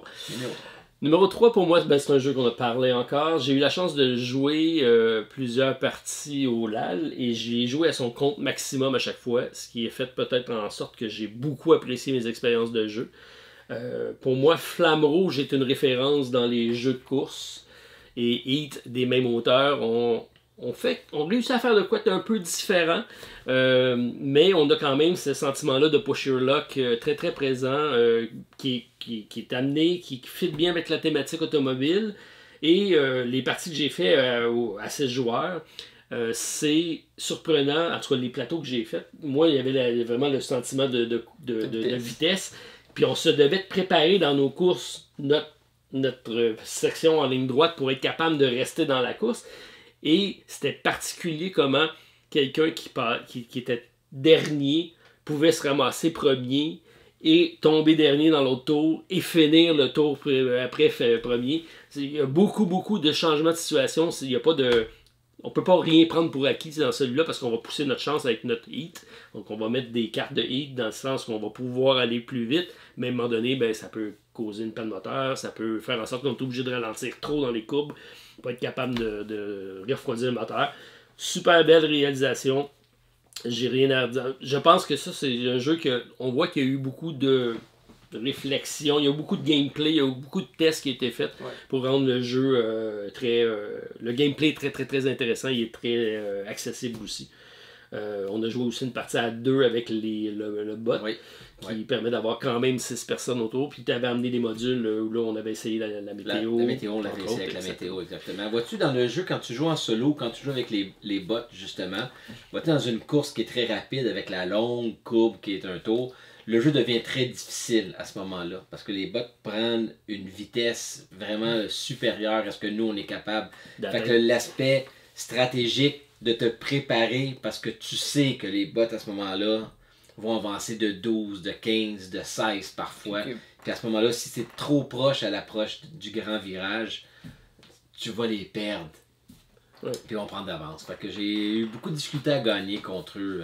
Dans certains types de trajets. Différents types de courses. Mais c'est ce qui est bien, parce que dans des courses beaucoup plus techniques, comme tu parlais tantôt, des courbes, à ce moment-là, les bots n'ont pas de chance si tu joues bien tes cartes. C'est un jeu de cartes, effectivement. Ouais. Et on retrouve aussi l'aspect, ce qui était Flamme Rouge. Le fait que c'est génial, c'est que tout le monde a le même deck de cartes. Avez-vous déjà joué à Flamme Rouge? Moi, non. Mais je connais le jeu. C'est un jeu de cartes avant tout. Ça a l'air d'un jeu de course, mais c'est un jeu de cartes parce qu'on a toutes les mêmes cartes. On a 2 types de coureurs, un sprinter et un fondeur. Et c'est de jouer nos bonnes cartes au bon moment parce que le jeu, tu t'essaies toujours d'être deuxième, tu veux jamais être premier parce que tu veux bénéficier de l'aspiration. Et ça, on le retrouve aussi dans Heat, où on va devoir dire, ok, moi je joue troisième, lui va jouer en premier, il va vouloir éviter sa courbe, il va arrêter là. Donc s'il arrête là, moi il faut que je me positionne là, mais il y a quelqu'un qui va jouer avant moi, il va-tu prendre ma place ou pas? C'est un peu bizarre quand même qu'il y ait de l'aspiration sur le côté de l'auto, hein, de ce que je me souviens. Si on est à côté, on passe devant. Oui, exact. C'est un peu bizarre. Ouais, mais en théorie, il faut que tu dises, il arrive à l'arrière, il bénéficie de l'aspiration. Faut être un peu plus imaginatif. Ah, okay. Donc, une belle réalisation. Au niveau réalisation du jeu de course, c'est très bon. C'est bon. En deuxième position, on va y aller encore avec des jeux simples. J'ai fait une vidéo dessus avec un jeu où est-ce que nous allons, dans le fond, mettre la végétation sur notre planète avec un draft très intéressant. Tu me l'amèneras. Ouais. Le jeu Evergreen. C'est un jeu là, qui m'a vraiment surpris. Ça reprend le principe. C'est les mêmes auteurs de Photosynthesis que fallait faire pousser des arbres, mais c'était très très méchant parce que les grands arbres cachaient les autres et ça faisait des points. Puis on jouait tous sur le même plateau. Ici on a chacun notre. Non, c'était pas gentil. C'était très beau par contre, c'est accrocheur. Ouais, c'est ça. Mais là on a chacun notre plateau. C'est qu'on va avoir un draft ouvert avec des cartes en fonction du nombre de joueurs. Si on est 3 joueurs, il va y avoir 4 cartes. On va prendre chacun une carte, ça va dicter nos actions qu'on va mettre justement des arbres plus grands ou des plus petits, des petites choses comme ça. L'aspect qui est le fun, c'est que le dernier joueur va choisir une carte et la dernière carte qu'on ne choisit pas, elle va aller dans une pile, que celle-là, en fonction du nombre de points qu'il y a dessus, ça va augmenter le scoring de fin de partie de cette zone-là. Donc, tu prends pas cette carte-là, mais tu augmentes son scoring de fin de partie. Que c'est full intéressant d'être dernier joueur. En même temps, si t'es dernier joueur, t'as pas les choix que tu veux au début. Que t'as ça à regarder. À chaque fin de ronde, on va scorer un système. C'est plus une forêt grande, plus qu'on fait de points. Mais il va y avoir un aspect de soleil et justement de capter le soleil. Les petits arbres vont prendre du soleil, vont faire un point. Et cache, qu'est-ce qu'il y a en arrière? Une place. Mais si c'est un grand arbre, il est pas caché. Mais lui, le grand arbre, il va cacher 2 places derrière. Donc, il y a un aspect spatial, justement. Un peu ce qu'on avait dans Photosynthesis. Photosynthesis, c'est ça, mais mieux repris justement. Puis là, le soleil va évidemment tourner autour du plateau. En plus, il y a certaines actions qu'on va prendre. Plus qu'on reprend la même action, plus qu'elle va devenir forte de tour en tour. Donc, vraiment, c'est simple. Un autre jeu qui se place super bien. On met notre plateau, on met nos marqueurs à 0. On est prêt à partir. Vraiment une très belle surprise de jeu Evergreen en deuxième position. Eh bien, moi, en deuxième position, un autre jeu qu'on a déjà parlé, okay, c'est Planet Unknown. Okay, j'ai joué une partie, on avait joué au Delirium, on avait joué avec Isabelle, Marie-Ève. Qui nous ont entendu à peu près toute la fin de semaine, parce qu'on reportait, on disait oui, on va faire la partie, puis finalement on l'a fait au jour 3. Genre. Exact. Et Anne-Sophie aussi qu'on avait joué. Non, c'était une expérience de jeu là, qui était vraiment agréable, j'ai vraiment adoré. C'est la seule partie que tu as faite, toi, de ce jeu-là? Moi, c'est la seule partie que j'ai jouée. Ok, je l'ai ici en bas, là. Tu pourras, si tu veux l'essayer avec Joanne ou quelque chose, là, mais c'est vraiment un jeu... Qu'est-ce qui est le fun, en plus, c'est 1 à 6, mais peu importe le nombre de joueurs, en général, c'est le même nombre de ça va prendre le même temps. C'est pas plus long, c'est pas plus court, c'est... Ça va prendre un petit peu plus de temps, parce qu'il y a du monde qu'on se mette peut-être à se mettre à penser. J'ai 2 choix. C'est ça, mais tu sais, là, s'ils se mettent à penser, je veux pas y laisser ça, là, mais là, c'est rendu à 6 joueurs, moi, je me mets à penser. Surtout ce jeu-là, c'est je pense à moi-même avant de penser aux autres. C'est un peu solo. Oui. Oui. En quelque sorte, oui. Mais vers la non, fin, par contre, quand tu choisis. Non, parce qu'on a des objectifs entre joueurs. Oui. Donc, il faut regarder qu'est-ce qu'il y a, c'est vrai. C'est vrai. Oui. Donc, il y a des objectifs à regarder en fonction des autres Il y a joueurs. des points si t'es premier ou deuxième. C'est ça. C'est pas solo. Non, il y a une interaction. Mais le solo fonctionne super bien. Ouais. Ben Steph, je vais réenchérir sur ton choix parce que c'est ma deuxième position également. Donc, on pourra en parler en doublement et en triplement. Donc, il fait pas mal l'unanimité autour de la table. Tu l'as placé en quoi, toi? Moi, c'est en troisième position. Okay. 3-2-2, on s'entend que je pense que c'est un seal of approval. Oui, on n'a pas déterminé c'est quoi le logo, le stem, mais je pense qu'on pourra le mettre sur celui-là. Ouais. Donc, deuxième position, donc Planet Unknown. Ça vient vite à mon tour. Hein? Oui. Donc, première position, là, on parle d'un Kickstarter. C'est mon plus gros Kickstarter que j'ai pris justement avec des belles figurines. J'avais le choix des standees, mais j'ai pris avec les figurines. Je suis fier de toi. Oui, j'ai même peint. Oui, j'ai même peint avec mes beaux dinosaures qui sont dessus. On va incarner justement un bateau qui s'est échoué lors d'une tempête. On passe dans une espèce de haute dimension. On a testé ça ensemble. Oui, on a joué ensemble. Là. On va dire ça. On teste pas, on joue, on s'amuse. On fait pas juste tester. C'est le jeu Persévérance du jeu de Mind Clash Games, justement. J'ai même joué toi t'as juste joué un épisode. C'est tellement bon ça. C'est beau comme un Mind Clash. J'ai pas vu tantôt ça. Ouais, c'est la grosse boîte. Ça c'est la boîte en plus à Martin Lafrenière, celle-là. Oui, celle-là. C'est un jeu justement de placement de dés. On va avoir un lot de dés, on va les brasser, puis on va les assigner à certains endroits qui vont nous faire des actions. L'épisode 1, ça va être un espèce de tower defense en groupe. Il va falloir protéger les villages qu'on va faire. Mais on va essayer d'avoir des majorités à certains endroits. On va essayer de défendre le plus à chaque endroit. Parce que on peut décider de ne pas fournir pour faire défendre un certain endroit. Ça va peut-être détruire des bâtiments des autres, malheureusement. On pourrait déclencher ça. Il y avait cet aspect-là où on pouvait laisser dire... Moi, je m'en fous de pas. Je vais déclencher. Tu peux même contribuer à déclencher plus rapidement la zone où je suis pas présent parce que c'est toi qui es dans le trouble. C'est ça. Mais contribuer justement à défendre va te donner des bonus qui vont être intéressants. Il va y avoir un aspect justement de majorité qui est vraiment très intéressant. J'ai compris un peu trop tard en partie. C'est ce que je les avais avertis. C'est le genre de jeu que après la première ronde, justement, il va y avoir 3 rondes. En fait, c'est ça que ça voulait dire. Là, je comprends comment la majorité fonctionne, parce que là, il va y avoir... Mais l'affaire qui est pas trop pire, c'est qu'au premier tour, celui qui a le plus de majorité de vue, c'est pas beaucoup de points, versus la dernière ronde, que c'est beaucoup plus de points. Fait que justement, il y a ça. Le deuxième épisode, là, c'est 5 ans plus tard qu'on se retrouve, on va aller explorer l'île. Au début, on protégeait nos petits campements, là, on va explorer l'île. Et là, on avait des belles petites actions sur nos territoires, là, c'est le fun, il y a encore ça. Mais là, lorsqu'on va aller explorer l'île, on va débloquer des nouvelles actions qui sont beaucoup plus fortes. Donc, on va essayer d'aller les explorer. Et si on met des campements là, lorsque d'autres personnes vont aller jouer là, de mémoire, ça nous donne des bonus ou ça. On est incité à aller explorer. Il y a un risque qui va avec ça, parce qu'on va peut-être découvrir des dinosaures, on les voit d'avance. L'affaire, c'est que le deuxième épisode est tellement intimidant. On a un petit plateau personnel qui était... plateau. Non, mais la table était pleine. Ah oui. Le plateau principal, il est immense, là. Mais on avait des petits plateaux personnels qui, dans le fond, qui faisaient juste des marqueurs, d'où est-ce qu'on était rendu, des ressources dans le fond. Mais là, on a, j'appelle pas ça un plateau, j'appelle ça un apron. Je sais pas comment en France on appelle ça en Europe, là, mais c'est en dessous, qu'est-ce qu'on met de notre assiette, là, c'est gros comme ça, là, c'est à peu près, c'est immense. Par joueur? Par joueur. Plus le board dans le centre qui est immense. C'est ça, toutes les ressources. Plus les dinosaures. Tu sais, quand on parlait de jeux pas longs à placer, Persévérance, on n'est pas là-dedans. Ça faut il faut persévérer. C'est ça. J'avais placé ça pendant que d'autres personnes jouaient, justement, là, quand on était au LAL, qu'on avait essayé ça. Fait que il y a justement les 2 épisodes. Le solo est fait par David Turgi. Il est pas facile à prendre en main. C'est du anachronie. J'aime mieux jouer à 2 mains. Sincèrement, si je veux jouer solo, là, si je veux à me remémorer les règles puis je vais refaire ça. C'est plus intéressant de jouer à 2 mains, mais à 2, à 3, à 4, ça donne que je l'ai pas joué encore à 2, j'ai juste joué à 4 ou tout seul, justement. Puis j'ai adoré toutes mes parties, là. C'est vraiment... Ça prend une grande table, là. Oui. Ça prend une méchante bonne table. Okay. En plus, il va y avoir l'épisode 3 et 4, je pense, dans 1 an. Exact. puis il va y avoir des bonus si on avait déjà participé. Là, c'est vraiment... Mais il n'y a pas d'interaction entre la première épisode et la deuxième. On finit pas un chapitre, puis Il y a un on mode- ramène... Il y a un mode campagne, Ouais. mais que je trouve pas vraiment intéressant. Je pense que c'est juste des cartes, certaines cartes qui vont arriver dans un certain ordre. L'art de rajouter des règles par-dessus une Ok. bonne quantité de règles, là, Ouais. que je trouve pas... Déjà, Parce le que- jeu de base est amplement suffisant. Ben oui, ben Puis oui. il est mécaniquement très, très bon. Justement, tu sais, on a des... Comme je dis, à la base, c'est du placement de dés. Et si on peut... Il y a des dés de notre couleur.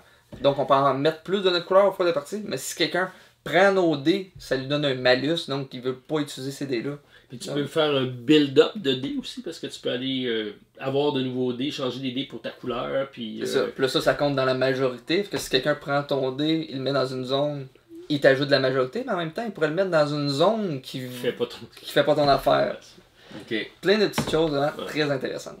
Ben bon choix. Effectivement, j'ai fait une première partie, je considère comme mémorable. Ça a été une belle expérience. C'est le genre de jeu, par contre, que tu finis ta première partie, puis tu dis, OK, maintenant, je sais comment jouer, Ouais. puis ça me prend une deuxième partie pour mettre en application ce que j'ai appris dans la première partie.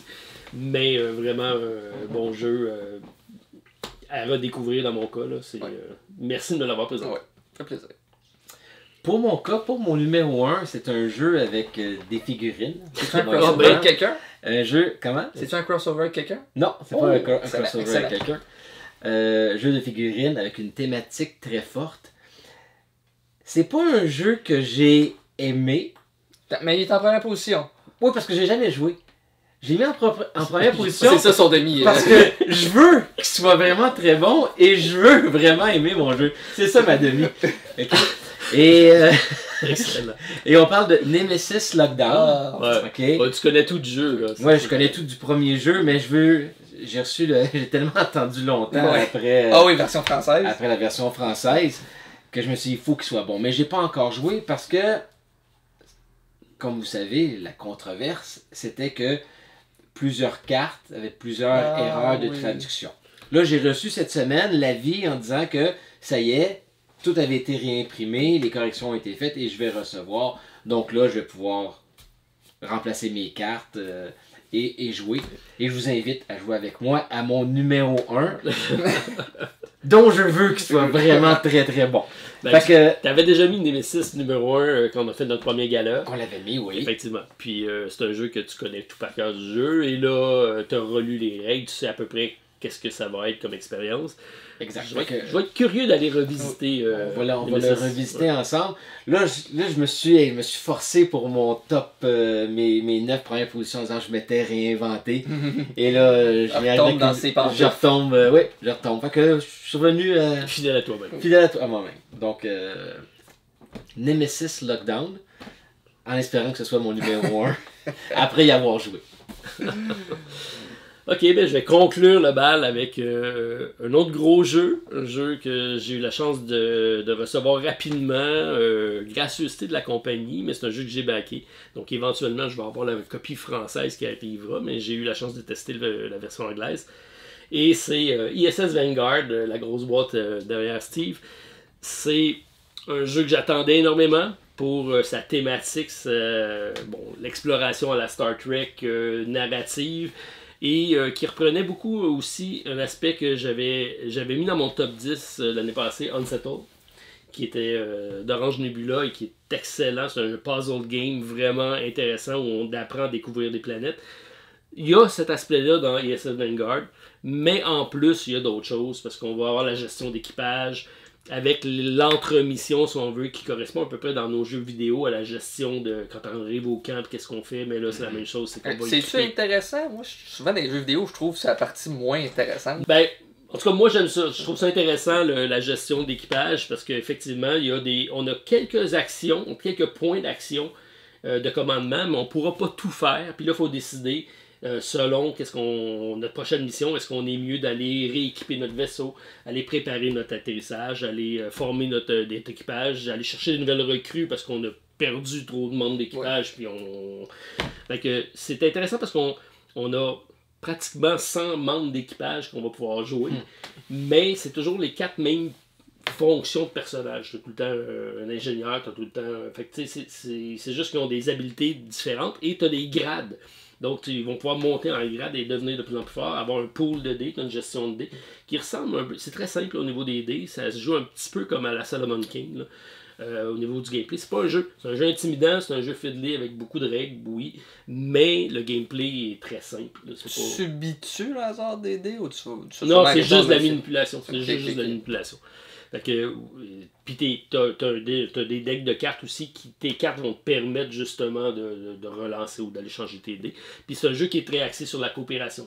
Il faut qu'on soit dans les mêmes pièces en même temps, dans la bonne place. Puis quand on active une pièce, ça devient. Là, il y a un aspect puzzle game qui s'installe où là, il faut qu'on soit capable de se déplacer. Mais entre les deux, on n'a pas de passage. Il faut trouver le passage. Puis, donc, c'est très intéressant. C'est un aspect un peu comme Unsettled que tu as un intérêt à vouloir revisiter les mêmes planètes. Parce que ça, je sais qu'il y en a pas mal plus de découvertes, là, France.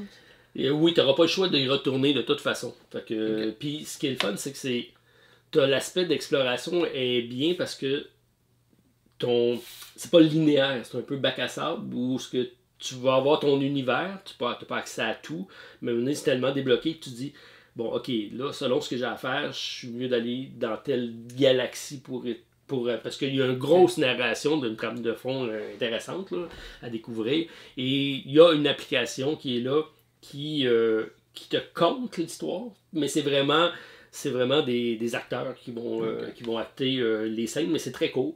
C'est pas très immersif, dans le sens que elle n'est pas toujours présente. L'application va intervenir de temps en temps pour agrémenter l'histoire, mais c'est ce qui fait que l'histoire est accrochante. Donc c'est le genre de jeu qu'il faut qu'on teste ensemble. Ça, c'est sûr. Si tu as la chance de mettre la main là-dessus, je pense que c'est intéressant. Puis on pouvait pas faire un top 10 sans mettre un jeu narratif quand même. Donc, c'est vrai que c'est quand même. C'est vrai, c'est notre seul. Ouais, c'est ça. D'ailleurs, tantôt, je t'ai dit que ça fait longtemps que j'avais pas rien backé. Hein, je l'ai backé. All in. Évidemment. Eh oui.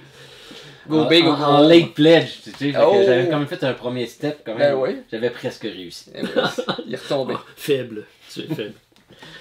Sinon, y a-tu des jeux que vous avez pas joué? Moi, il y en a quelques-uns que j'ai pas joué, mais que. Mon numéro 1. Oui. Mais tu sais, il y a ceux qui sont connus, je vais nommer vite. Moi, j'ai Wonderland War. Je sais pas si vous connaissez. Oui. C'est un backbuilding dans le monde d'Alice au Pays des Merveilles qui avait l'air très intéressant. Très asymétrique, qui est dans le top d'à peu près tout le monde qui l'ont joué. C'est ça. Il y a Tiletum que je sais que David Couteau a énormément aimé. Un jeu justement très euro. Un aspect, c'est qu'on sélectionne un dé. Plus que le chiffre est élevé, plus tu as de ressources, mais moins d'actions que tu vas pouvoir faire. Et l'inverse est vrai. Je trouve ça le fun. C'est un peu à la Marco Polo aussi, au niveau du gameplay. Je l'ai parlé avec Steve, un ami à moi là, qui.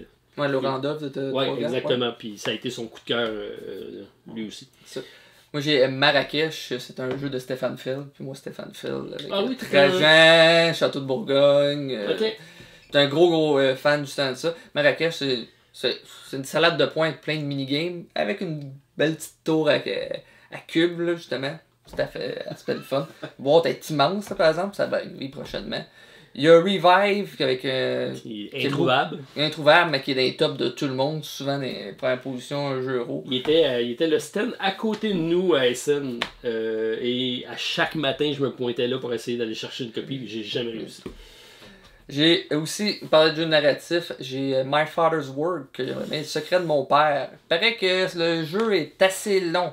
L'affaire qui est le fun, c'est qu'on fait des expériences, puis on fait une ronde, puis le plateau va changer, puis on devient le fils de la personne. Ah ouais, ensuite, de génération en génération. Le secret de mon père, c'est ça. Tu suis le travail de leur père, puis le plateau, c'est un livre, justement, qui va évoluer, puis il y a une population. Martin Lafrenière, je l'avais bien aimé, mais c'est un jeu que la narration est comme peut-être trop présente. Ça peut être en 3 heures, même à 2. C'est ce qui fait peur un peu. C'est ça, mais ça change beaucoup le gameplay.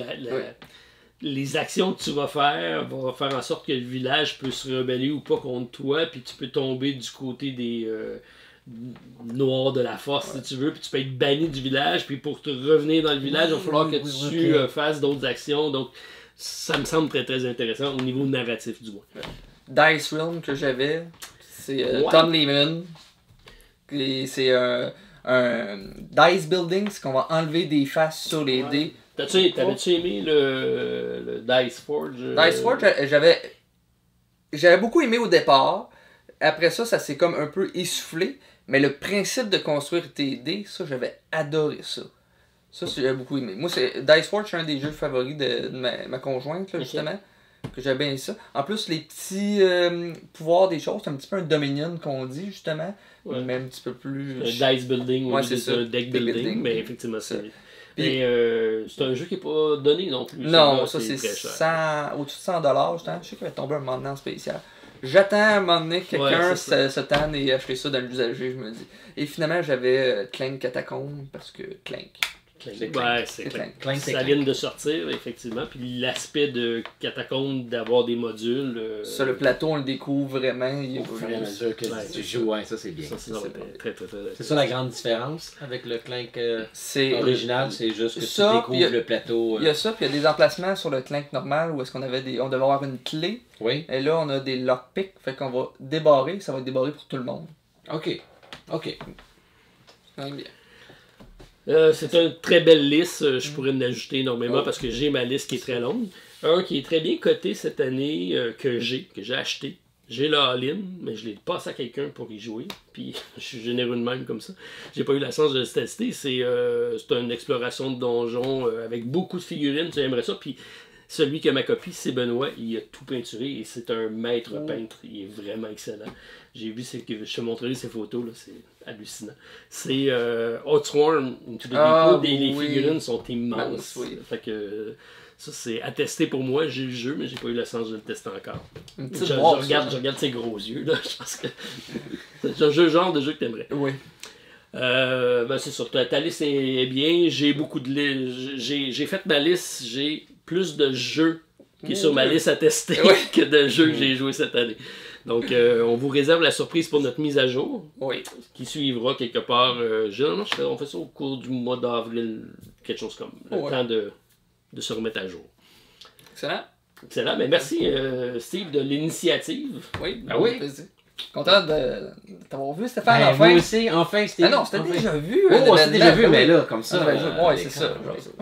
C'est vrai. Il reste à jouer la prochaine fois. Donc, la prochaine fois, on fait une partie peut-être de Nemesis Lockdown. Il faut. Nous, on a déjà joué ensemble, de toute manière. Ben, j'espère que vous avez apprécié. Laissez-nous savoir en commentaire si vous êtes d'accord ou pas avec nos choix. Si vous avez des choix à ajouter dans la liste.